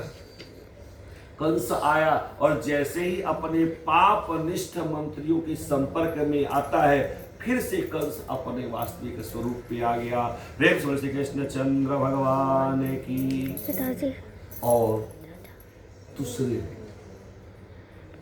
सुबह हुई, गोकुल में शोर हो गया, लाला भयो है, लाला भयो है, लाला पूरा का पूरा गोकुल ऐसा आश्चर्य में, आनंद में झूम उठा। उस दिन पता चला कि भगवान संसार में आए हैं। उस दिन पता चला है। कैसे पता चला, आइए थोड़ा सा हम लोग भी पता लगा लेते हैं। गोकुल में बजत बधैया, नंद घर जन्मे कन्हैया। गोकुल में बजत बधैया, नंद घर जन्मे कन्हैया। गोकुल में बजत बधैया, नंद घर जन्मे कन्हैया। गोकुल में बाजत बधैया, नंद घर जन्मे कन्हैया। जन्मे कन्हैया जी, जन्मे कन्हैया जी, जन्मे कन्हैया। जन्मे कन्हैया जी, जन्मे कन्हैया जी, जन्मे कन्हैया। गोकुल में बजत बधैया, नंद घर जन्मे कन्हैया। गोकुल में बाजत बधैया, नंद घर जन्मे कन्हैया। आए वसुधा पे तारणहार, वसुधा पे तारणहार। परम ब्रह्म का हुआ अवतार, परम ब्रह्म का हुआ अवतार